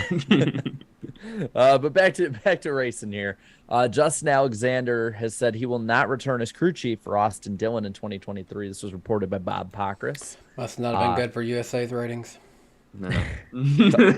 We'll talk about those a little later. Colleague Racing has said that it's set to make a Cup driver announcement on October 5th. So that's something to look out for. Daniel Ricciardo. That's the chat saying. Hey, that'd be cool. I don't think it's Kyle Busch. Speaking of ratings here, USA Network's Race for the Championship debut got only 233,000 viewers, according to Adam Stern. Didn't it premiere at 10 o'clock on a Tuesday or a Thursday or something? That is one, Thursday. though, you can blame that on college football. I was watching the Vols. I'm sorry. Yeah, I didn't watch it. I watched it on YouTube afterwards. I didn't watch it. I think Who watches cable shows live? Wait, you're right. They did put that on YouTube. I got to look up how many views did that get on YouTube. I believe I checked it it's after below 2 40K. days. Well, when I checked it after 2 days, it was at 2.6 thousand. Yeah, I believe it's in Okay. the 30 or 40 Less than thousand. 40K. It's at 37,000. So now add that to the, what was it, number 233,000? They've gotten 260 something thousand views now combined. Yeah, it's just the issue with it is the distribution. Great quality, fantastic content. Young people aren't going to watch a show on cable, and if they're chasing NASCAR's current audience, I don't know if like 10 p.m. on a Thursday is the best time slot to do that. So I just think they're missing the audience a little bit on this one. I'm no expert. There are way smarter people planning that than I am. It just feels wrong to me from a distance. The long run on YouTube, yeah, they might actually get a lot of views on that. Do you think they're going to post every episode to YouTube? I don't think so. They should. They should. I'll be surprised. Especially if you want to watch it live. Do it like NASCAR does with races. You want to watch it live, you have to watch it live. We'll post it on YouTube 3 days later. Maybe they do that. If network views are going to be that low, you need, for the sake of your backers who are backing the show, you've got to say, hey, we got this many combined views. So they got to get all they can. One final thing. What would be really smart for them to do is after the season's over, maybe putting all the episodes on Netflix. Maybe some people have done that. Some shows have done that before. So. I don't know if it's just on the streaming service or on the main channel, but for instance, this is another one. And again, this is pretty, I'd say, and I don't say it as a pun intended. I say it strictly because no one watches it anymore. A dead franchise in The Walking Dead. They have a new show that came out. There's an episode with Terry Crews and Olivia Moon. They put it on YouTube, has about 600,000 views in 2 weeks. Like, putting it on YouTube after you premiere it would be an intelligent plan if USA really wants to go the route of getting new fans and younger fans into it. I think I think I read this right. 97% of Gen Z watches YouTube every week. Like, if you want to reach Gen Z, this is how you do it. Yeah, I agree. But anyway, So there's that. Other news, NASCAR, again, is going to hold the championship banquet in Nashville on Thursday, December 1st, and they'll have activities on the 30th as well, though they have not specified what exactly they're doing on the 30th yet. It's safe to say that's probably Burnouts on Broadway. I feel like if they knew that's what it was, they probably would have announced it by now, but Might be something new. maybe something different. Hopefully it's that or something similar. That drew a big crowd both years, so I think it should be that. And then in another pretty good announcement coming from our sponsor Lionel, they're offering a checkers or wreckers version of the Ryan Blaney Daytona Oh, the Advanced car. Auto Parts one? That'd be a good one. That's cool. Brett Moffitt's going to be running the SS Greenlight 07 at Kansas this weekend, by the way. Is this his first start since leaving Hour? I think so. His first Xfinity start, I think. Yeah, I think so. Yeah. And then I talked to you guys about this earlier, but I want to end off on a really funny and odd note. Dale Jr. had this tweet today, and I just thought I'd read it because it's just too good not to tell everyone about. Odd racing history. July 18th, 1980, Asheville Speedway. Tommy Houston won the twin 50-lap features over Harry Gant. The current president at the time, Jimmy Carter, won a special feature race against campaigning candidates Ronald Reagan and John Anderson. They piloted buggies, each pulled by a mule.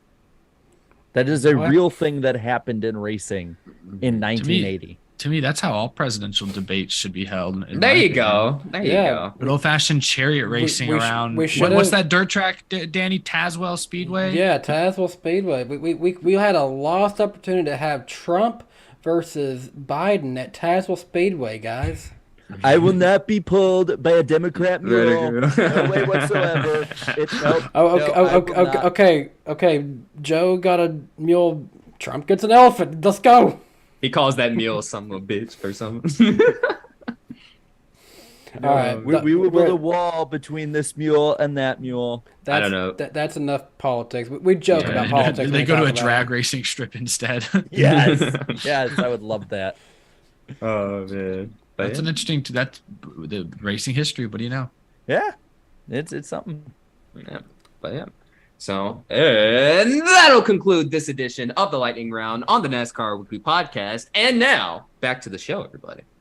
Before we get back on track with some North Wilkesboro news, which has been on the tip of everyone's tongue this evening, we have to thank Forney Industries. Forney offers a full line of welding and plasma cutting machines, metalworking accessories, and much more. Great for do-it-yourselfers all the way up to the professional metalworkers. Forney has everything you need for your next project. Shop Forney's top-of-the-line products online at forneyInd.com. That's ForneyInd.com, or look for their logo, which Danny has placed below Jarrett for you guys. Look for their logo at an authorized Forney dealer near you. Okay, now to the I'm getting big good at that. news. Let's memorize that. Now to the big news, the big fish of the night. Nothing big to talk about too much, except freaking North Wilkesboro's back. It's back. Can you believe this, Jarrett? For years, we have been saying, like, yeah, I'll believe it when I see it. And it's actually happening. Finally. Yeah. I will say to the man behind Save the Speedway, you did it. You did it.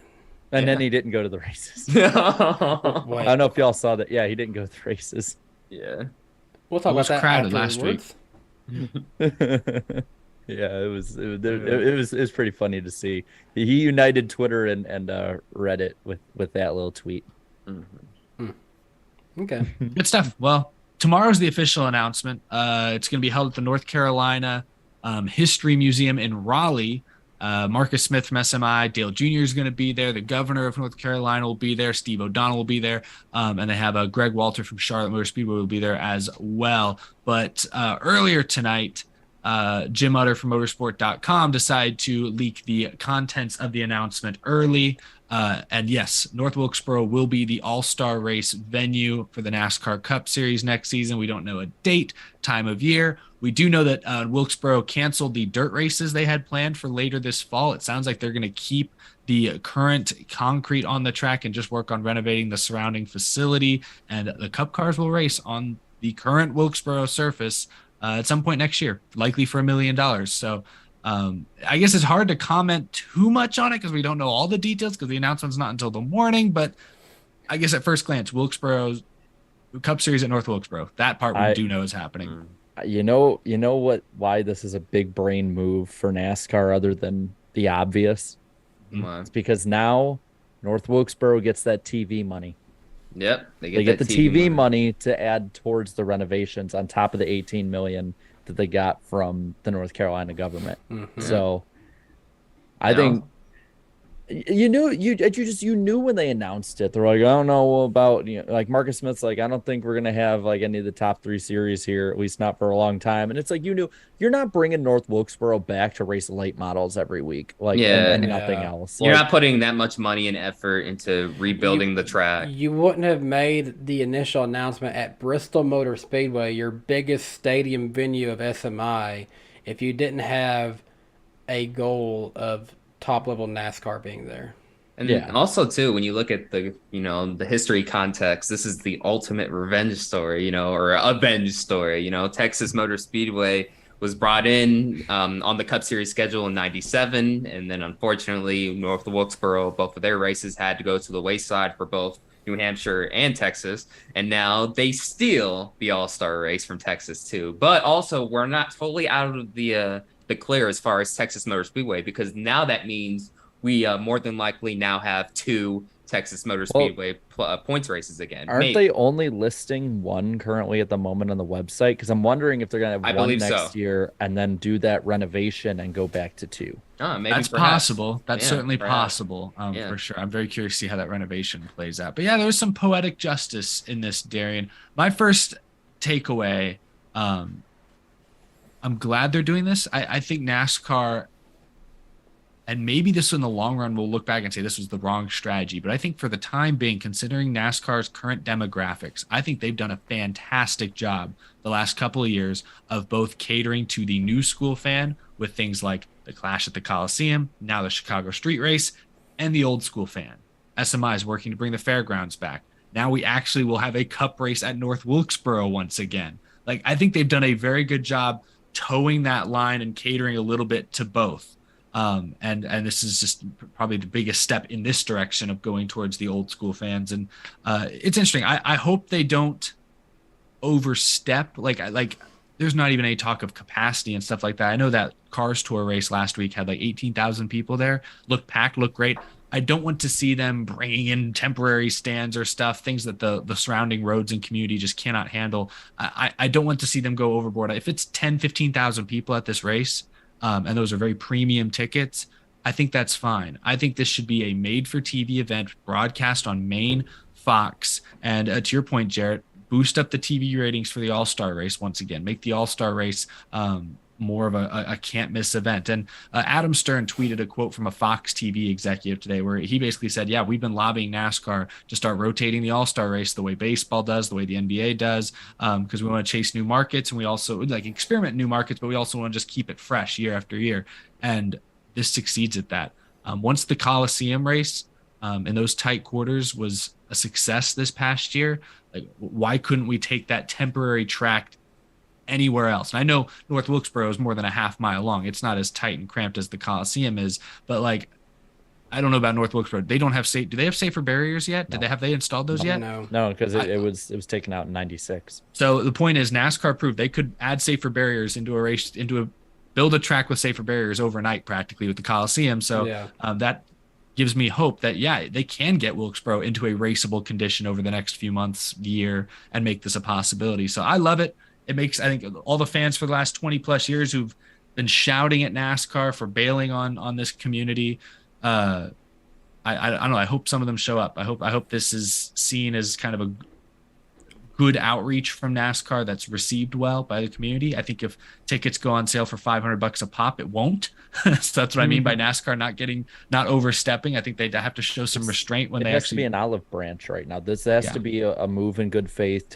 If you have to take some necessary losses early to have that long-term gain. Yeah, I just think don't worry about packing the stands don't worry about filling every space. Make it a comfortable viewing experience built for the grassroots fan that on TV, to the hopefully 4, 5, 6 million people that tune in, looks like a party.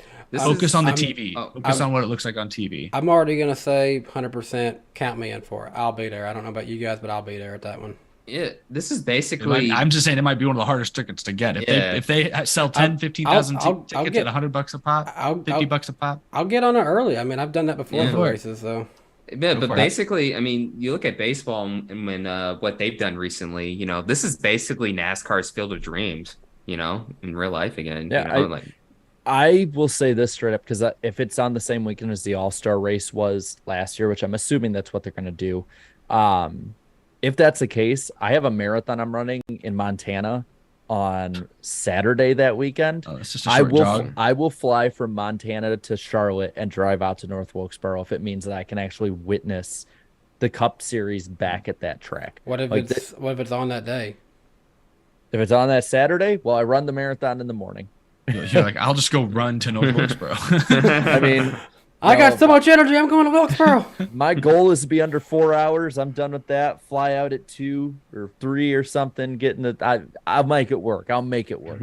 But they've been trying to push it for Sunday, so I'm assuming they try a Sunday night just because that's better for ratings. Like if that's the case, I will fly back so that I can try and get to that race. Jared's going to be so tired he'll fall asleep during the race, and people will be using a picture of him. This is why we shouldn't be here. If we're going to sleep. Now, really quick, that's something I want to bring up too. You know, when it talks of, you know, in terms of the on-track racing product. I mean, look, we've seen with the next gen so far, the short track, the short track package has been, you know, hit or miss or whatever too. I mean, I know they had an awesome race on a dirt Bristol, but as for Martinsville, it wasn't the best. So, and also when you look at North Wilkesboro's history, yes, it is it's a very historic racetrack, but the racing product, though, wasn't necessarily the best, you know, the greatest out there in terms of short track. So I'm really curious to see if NASCAR implements some sort of special aero package or, you know, horsepower, you know, more horsepower. It's the All-Star race. Do whatever the hell you want. I saw someone in the chat say, like, hey, jack them up to, you know, the lowest being like 800 horsepower, you know, or, you know, jack it up 900, you know, do whatever it takes. It's the All-Star race. Go all out for it and, you know, put on the best show you can. I think at the very least, take advantage of that older surface, let it eat the tires a bit, allow for comers and goers, allow for a longer run or two. I know the All-Star race is typically short run. Maybe tweak that a little bit for this event so you can really see that old abrasive surface in all of its glory. Because I think that could help it for sure. But yeah, I think no matter what, any product will probably be better than what we've seen at Texas the last couple of years. So it's a win, or it's at least a win over that, really, no matter, as long as cars are on the racetrack, in my opinion. It's poetic. I mean, it is poetic if Texas does only have one race next year, because I think if they're doing the renovations they're talking about doing, and maybe, make sure you get it right. Well, because every time they do a renovation at Texas since the start, it's always had some kind of disaster happen with it. Whether it's poor racing, whether it's weepers, whether it's a giant bump that causes a 30-car crash at the start of the race, like the inaugural race. Like, get it right. Like Texas, I believe that Fort Worth, that entire area, deserves to have their track done right, however you're going to do it. So do it however you can. Also keep us at one Texas race and let North Wilkesboro have that race that was taken from them, 27 years before this race will be run? Like, it's poetic. And I really hope that a lot of those fans, because I've seen them online who are like, if they brought North Wilkesboro back, I'd start watching again. Start watching again then. All right. Put your money where your mouth is. Yeah, put your money where your mouth is too. Yeah, might as well. I just wonder if Texas has only one date next year.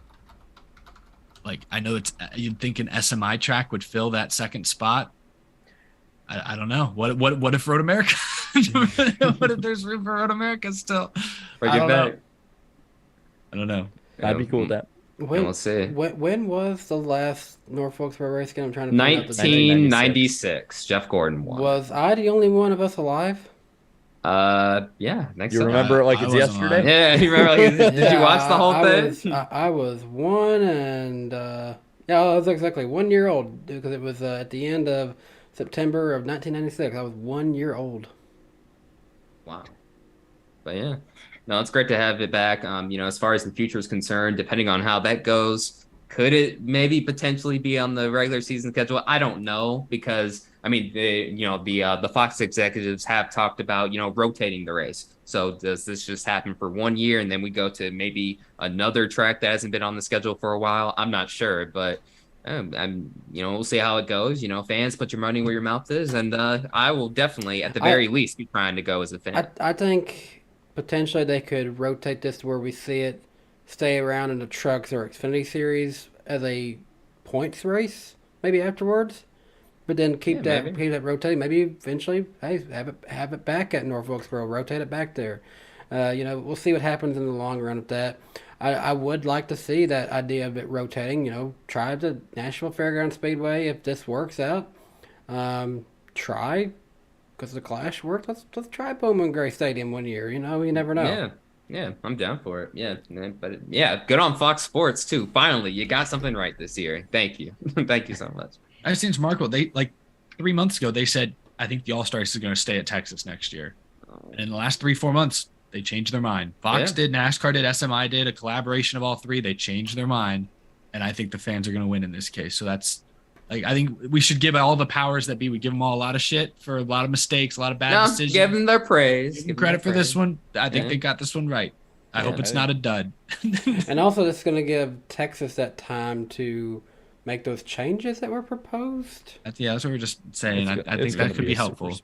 Yeah. Oh, no. We're going to have 8 super speedway races then, if that's the case. Oh, that'll be different. Make Wilkesboro super speedway. I want my 69-degree banking. Yeah, you're going to start a riot there, Eric. that happened. I want it the same distance, but I want it to be 60 degrees of banking at Wilkesboro. But yeah. I like Jared's idea, 69. 69. It's very nice. Perfect. But there's a little more rumors that went around about the schedule recently. The All-Star rumor, I think, has now been proven to, be what it was. Yeah. But the one I saw, and it's funny because you brought up Couch Racer earlier, Eric. They're the ones that actually brought this up. Is that Richmond and Kansas potentially could be cut back to one date next year? And there's where Road America might squeeze in. Well, that's my question is, who gets either date or both dates? Because one that a lot of people brought up, and I think the one that would make the most sense for either track is Iowa. Because Iowa, in the sense that if you lose Richmond, you still have a short track race. You'll have it in an area of the country that's not as hot that time of year if it's in the summer, because the Richmond spring race is one I don't think they'd get rid of. And then if you get rid of Kansas, Iowa Speedway is like really, really close within driving distance fairly easily of Kansas Speedway. So you wouldn't lose a race in that market. To me, that's the one that makes the most sense. No, I mean, me personally, of course, the Road America, that'd be cool. But I mean, obviously, as far as ratings are concerned, it's not the best racetrack for ratings. So NASCAR will obviously take that into account. So, but yeah, Iowa does make the most sense to me as well. And it's also basically another version of Richmond. I mean, as a matter of fact, you can make a case it might be a better version today of Richmond than Richmond is of itself, So. Yeah, I think they're very similar. So swapping out one with the other would purely be a market play, going and kind of reaching out to that Midwest market that I guess maybe has lost some races in recent years between, I guess, Iowa recently and Eldora and Chicagoland. I mean, they've gained Road America, sure. They might not escape that. They're gaining the Chicago Street Course, I guess, next year. But if they lose at Kansas, I think Iowa absolutely makes a ton of sense. I think you're dead on that one, Jared. As for the other potential slot, I Road America, but I don't know. Shot in the dark. It sounds like, though, by this time next week, we might know the full schedule. Mm-hmm. Yeah. If all goes according to plan. I hope so, because it feels like this is the longest I think we've had to wait for a schedule. It's close. Last year, the year before, it took a while as well. Yeah, I think there was a lot of changes this year. Yeah. Yeah, I believe the latest one I remember was like the first week of October getting it. I don't want to rule out the possibility of an international race either in Canada or in Mexico City. I still think there's a good possibility. I think they're exploring one of or both of those. Don't know if it happens next year. Might take a couple more years to finalize some things. It gets a lot more complicated logistically when you're dealing with other countries and stuff. But I wouldn't be shocked if that's also slowed it down a little. It just came to my mind. Pittsburgh talked about really being excited about wanting a race. And now all of a sudden we have schedule hangups. And I mean, I don't know, maybe it's too close and all, because I still think it is too close. But I would wonder with Richmond and Kansas both being ISC NASCAR owned tracks, NASCAR biting the bullet on one of those and trying to street race in Pittsburgh in the future. Like that might be an option too. I love that. I still like that idea. I think if we're gonna take the street race to other cities, I like Pittsburgh being high on the list. If we add Pittsburgh as a street course, does that impact Pocono at all? They're not that. I don't think they're very close. No, they're not very close. I don't think. Okay. I've only been to Pennsylvania once, but I'm pretty sure Pocono's kind of pretty far east. Because I flew into New York or Newark or whatever. It's up in the mountains. They call it the Pocono Mountains. It's closer to Philadelphia than it's Pittsburgh, right? Mm-hmm. Probably, I think yeah. so. Yeah. Okay. I'm gonna make completely sure on this just because we have this beautiful thing that tells us everything we want to know. Yeah, Pittsburgh is like right next to Ohio, whereas Pocono is right near Jersey. Mm-hmm. Okay. Yeah, like even my stepdad, he was like asking like for years, like asking me because he's from the Pittsburgh area. He's like, yeah, we have to go up to Pocono sometime. It's like way out there, or outside the city. So, but yeah, we'll see what happens with that. Real quick, if you guys want a little reckless speculation put on here, Brian Murphy on Twitter, he's put out a lot of good stuff before. He just put this feels like bait here. Said, to this day, one of the best kept motorsports secrets I can remember is Stewart-Haas Racing's move to Ford. Stewart-Haas Racing must be good at keeping secrets. ... We got tagged in this, and I just figured. Yeah, he likes to have a little fun sometimes. So. Food for thought. So you're trying to imply that trying to hide Kyle Busch going there? I don't know. I think it's something food for thought. Just keep an open mind and an open eye for. Yeah, we'll see. Because I was kind of expecting that news to come out next week, so. Yeah, it's happening soon. Yeah, we'll find out. Eventually. Eventually. Well, let's talk about what's happening this weekend. Kansas Speedway. Jarrett will be going out to Kansas, so have fun out there, man. You'll be there? Yeah. Wow. Get a race. I didn't know you were going. Usually I know exactly where you guys are going, and before you guys know, I didn't know you were going to this race. So we will have one of us at each of the next two races. So Jarrett goes to Kansas, I go to Bristol. The Truck Series race is the Kansas Lottery 200. It's a 134 lap event. This will be at 7:30 p.m. Eastern Time on FS1 and MRN. That is Friday night? Yeah, Friday night. Weather is looking to be 89 degrees, plenty of sunshine, only a 3% chance of rain. No defending winner because this race did not happen last fall. The Xfinity Series race, this is the Kansas Lottery 300. It's a 200-lap event. Start time is at 3 o'clock p.m. Eastern Time. Coverage on USA and MRN on the radio. Weather is looking to be 85 degrees, sunny and pleasant, only a 13% chance of rain. The defending winner of this race is Ty Gibbs. The Cup Series race is the Hollywood Casino 400. This is a 267-lap event. Start time is 3 o'clock p.m. Eastern Time on USA and MRN. As for the weather, the coldest day of the entire weekend, 72 degrees is the high for that day. We're looking at morning showers and a 68% chance of rain. We will see what happens. Kansas does have lights, so they can go into the night if they have to. The defending winner of this race is Kyle Larson. Darian, who are the favorites in the betting odds? Yes, the favorites for this weekend's race at Kansas. Denny Hamlin enters this weekend at plus 550, followed by Kyle Busch plus 600, Martin Truex Jr. plus 700, the highest non-playoff driver. Chase Elliott plus 750, and rounding out the favorites is Kyle Larson at plus 800. As for the best of the rest, Christopher Bell is plus 1,000, Tyler Reddick plus 1,200, as well as Ross Chastain, Ryan Blaney, and Kevin Harvick both plus 1,500. As for the famous underdog segment, Bubba Wallace plus 2,000, Alex Bowman plus 3,500, as well as Ty Gibbs. Erik Jones, the previous race winner, is plus 5,000. And rounding out the underdogs is Brad Keselowski, coming off of a top 10 finish at Darlington. He is plus 10,000. Now, as for the NASCAR Weekly Podcast Fantasy League, things are heating up as we now have 2 runs for the championship now that the playoff standings have officially kicked off. So, there's a chance we'll have 2 champions once again. Trevor Sports 98 still holds the points lead over Toyota Tough and 48 Nation, who are both tied for the runner-up spot. Ricky Spenhouse and RPG Racing 2 round up the top 5, now reading the playoff standings. Danny B wife is P1. She's Wow. tied. Yeah, so Claudia, she's P1. She's tied with Larson Fan 5. Actually, no, we have a three-way tie in the playoff standings. So Claudia, Larson Fan 5, and Ricky Spinhouse are all three of them are tied for P1. And then rounding out the top 5 is Railhawk 56 and Keegan Schneider YouTube. We've seen him in the chats for many, many years. He's tied for 4th place. You know, I'm looking at this whole playoff list here. My whole house is doing good. Danny B. Wife is 1st. I am 14th. And Shugs B. Meows is 11th. This is funny. Gosh.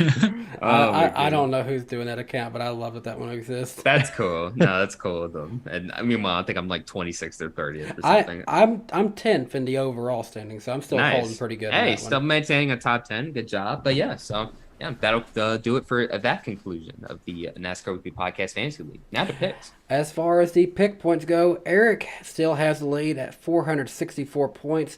He is ahead of the chat in second by 15. 15! Wow! I am continuing to try to close the gap even more. I am now third, minus 63. Darian is 4th, minus 81, and it's a close battle between him and Jarrett for last. Jarrett is 5th, minus 83. What has happened? I won my championship and dipped. I just want to say this. Danny has made up nearly 40 points in like the last 6 weeks. And if he continues at this clip, he will actually catch up to Eric by the last week of the year. Oh, it's going to be a close battle to the championship. That's a huge if. Well, you in the chat got to stop picking everyone who finishes last. That's true. That's hey, I picked the Xfinity winner. I'll take that. There you go. And I doubled my lead. I think I was up by 8 last week, 15 this week. I like that ratio. I like what I'm seeing. Let's do it. The chat picked Chase Elliott this past week. Oh, who did I pick? Wait, I thought I picked Chase. You picked Kyle Larson. I picked Larson? I thought they picked Larson. No. Oh, that's big. And then me and Darian got Logano and Danny got Reddick. Mm-hmm. Smooth. Keeps getting points. So you're leaving the chat, but I'm coming. I'm coming for you. Actually, there is now a mathematical chance that after this week, Danny could be second. If he sweeps it, the chat sucks. I don't think that's going to happen. It'd be a tough one. You got 3 races to pick right this week. We'll see. You never know. I think we have 3. Is it 3 straight weeks now? Or no, 4 straight weeks of triple headers. This could help me. This could help me. Yeah. All right, so let's get into it. Trucks. Eric, who's going to win? Ryan Preece. Oh, yeah. He hasn't. He's finished no worse than like 11th in any truck race this year. He's got a few top 5s, and obviously he's got to win. So, Preece. That's pretty good. I'm gonna go with Chandler Smith. He's still been on pretty good this season. I think he can come out pretty good. KBM can do good at Kansas, so I'm gonna go with Chandler Smith on this one. Yeah, I'm gonna go with a Smith, not Chandler, but Zane Smith. He will win. I was going to go with Zane Smith. And you know what? I'll stick with him. He absolutely dominated Kansas. I was thinking maybe, I'll go against Darian because he's got the worst pick so far. But no, he did so damn well this past race at Kansas that I don't want to bet against him yet. And the chat. Who's the chat pick? Well, I'm seeing a lot of 38s. A few. It's probably Zane. I think I'm going Zane. Yeah, it's looking Zane. I'll give him old Zane Smith. All right, we'll give y'all Zane Smith it is. All right, Eric, who's going to win the Xfinity Series? This is a tough one. I feel like Gregson's winning a lot of races these days. It's hard to pick against JRM, but I feel like is it weird? When did Ty Gibbs last win a race? I feel like he's due. It's weird. Like we've talked about him just winning at such a high ratio his first year and a half in the series. I feel like he's in a little bit of a dry spell. Someone can correct me if I'm wrong. Back in August at Michigan. And he had a pretty impressive win at he did win Michigan, Kansas last year. Yeah, he's my pick because of that Kansas win. I forgot he won Michigan. Gosh, and then that was just a few weeks ago. He was contending at Watkins Glen until he contends every week. He's not out of it. He's just like third a lot instead of first, and that's why I'm like, when's he going to get on a hot streak and win like 3 in a row again, something like that, But I'll go Ty Gibbs this week for sure. Yeah, I too was going to go with Ty Gibbs on this one. I feel like this is where he can come back to it. Yeah. I think that nine's on a roll, man. I'm gonna go with Gregson. I'm also going with Ty Gibbs. I think that after how we did last year, and you know, when he was I believe involved in like a caution, nearly wrecked, and he still came back to win. I think he's a better driver now than he was a year ago. So I got Ty. It looks like the Chet. I think I see a lot of nines. I think they're going And- Gregson. It's between him and Gibbs, but I think they're leaning Gregson after we all pick Gibbs. Yeah. Might need a poll for this one between the 9 and the 54. Well, I'm seeing some more nines now. I think it's 9. Yeah, by a slim margin. Yeah, let's give it Yeah. a 9. Keep Yeah, things Mel interesting, Gregson. chat. We've picked different people. Let's keep this moving. Let's keep the train running. All right, Eric, who is going to suck? Austin Dillon. I quick. figured I should pick a playoff guy. It was between him or Briscoe. I'm just gonna go Dillon. Yeah, I'm also going with an Austin. Only I'm going with Austin centric for this one. I'm gonna go with Chase Briscoe, man. Just he was just way off the pace, compared to the other playoff drivers. We're just beating up the bottom 4. Yeah. We're I'm bullies. also going Briscoe on this one. Mhm. Tough. I think we they're got through still those giving so their fast. Yeah, we got through it so fast. The chat hasn't caught up. they're picking Almirola. Yeah, They they're saw picking IDK was in there. Almirola. Yeah. I was about to say, be careful. I see a lot of 9s here. Are we going to chase Elliott to suck? They saw IDK was in the chat, so they're putting Almirola just to get Yeah. ahead of Okay, it. okay, I'll Alright. go ahead and give him Almirola. Hey, the first non-playoff suck pick of the playoffs so far. Yeah. Leave it to the chat. To be fair, we all went with the bottom of the barrel one, so. Mhm. Yeah. Okay. All right, yeah, who's Dark Horse, Eric? Toyota's going to be great in this race. I don't see any reason to doubt that. They were so fast here in the spring. Yeah, maybe different conditions. Teams have had a chance to go back to the drawing board, try some new things, but I think it's going to be a Toyota kind of day. Bubba Wallace had arguably a top 2 car last time we were here. I think he'll be, once again, a top 5 threat. I'm in agreement with you. He's in the numbered at 1, but even though it's still basically just his car, his team. Yeah, Bubba Wallace is my underdog as well.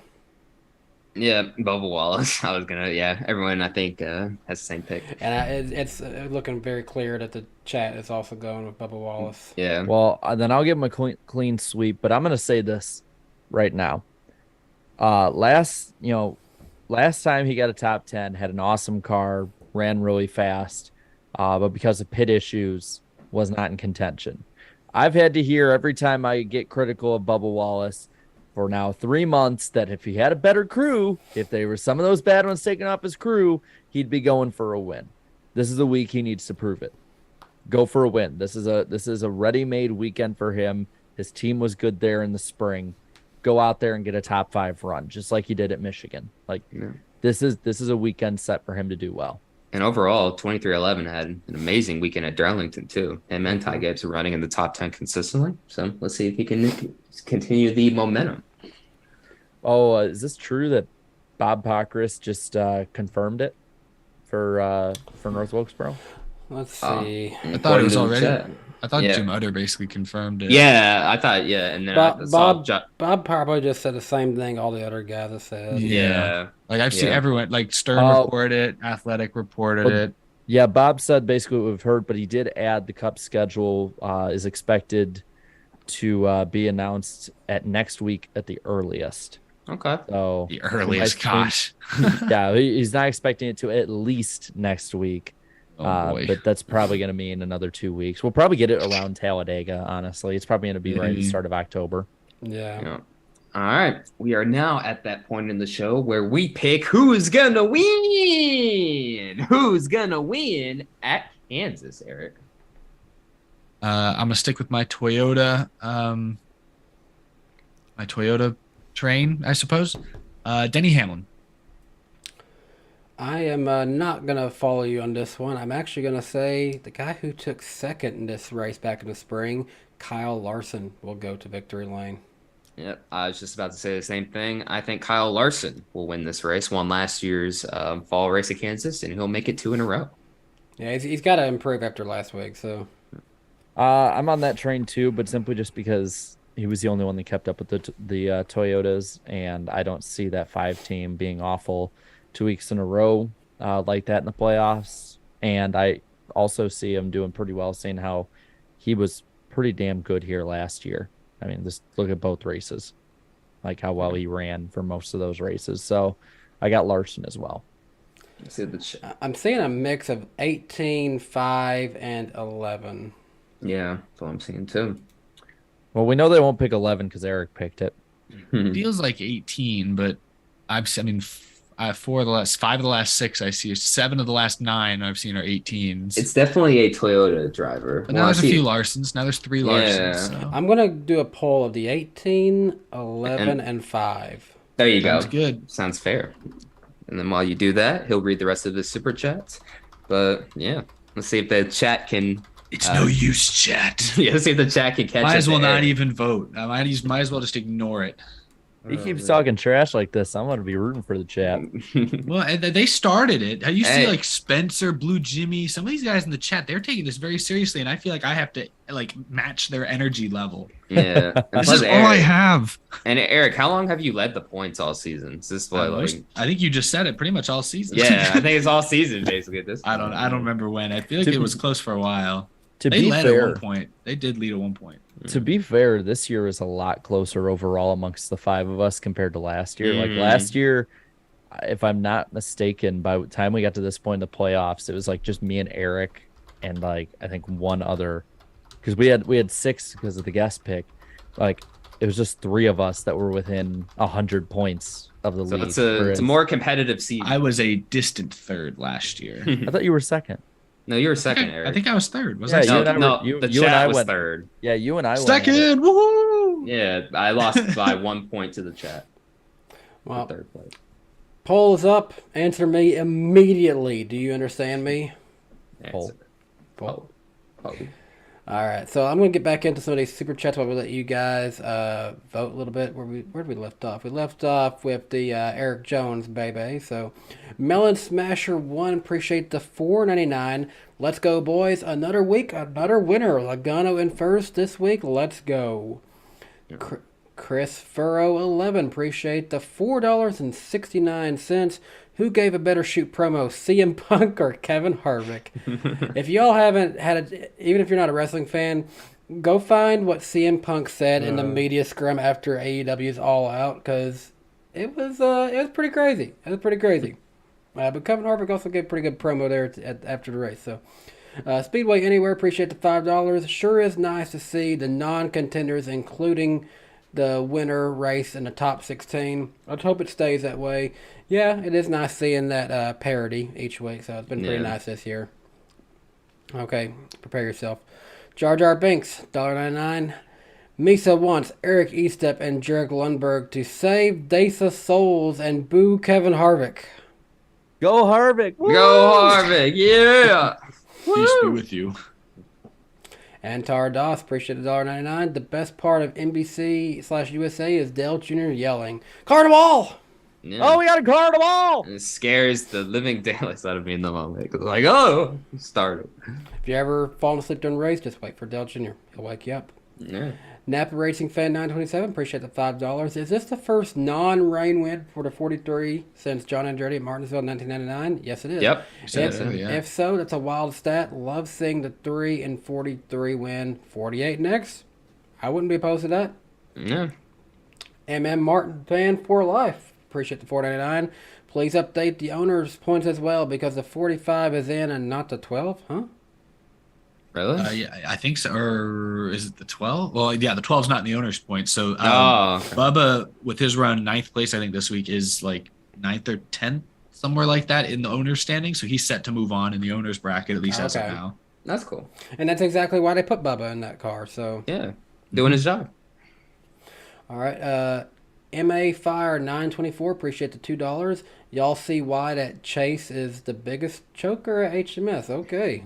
Oh, no. It's That's not it. 2018 or Yeah. 17. It's not Come on. 2017. We're in a new era, guys. Come on. I mean, hey, it's better than I see everyone else every week talking about Bowman being bad, so I don't know.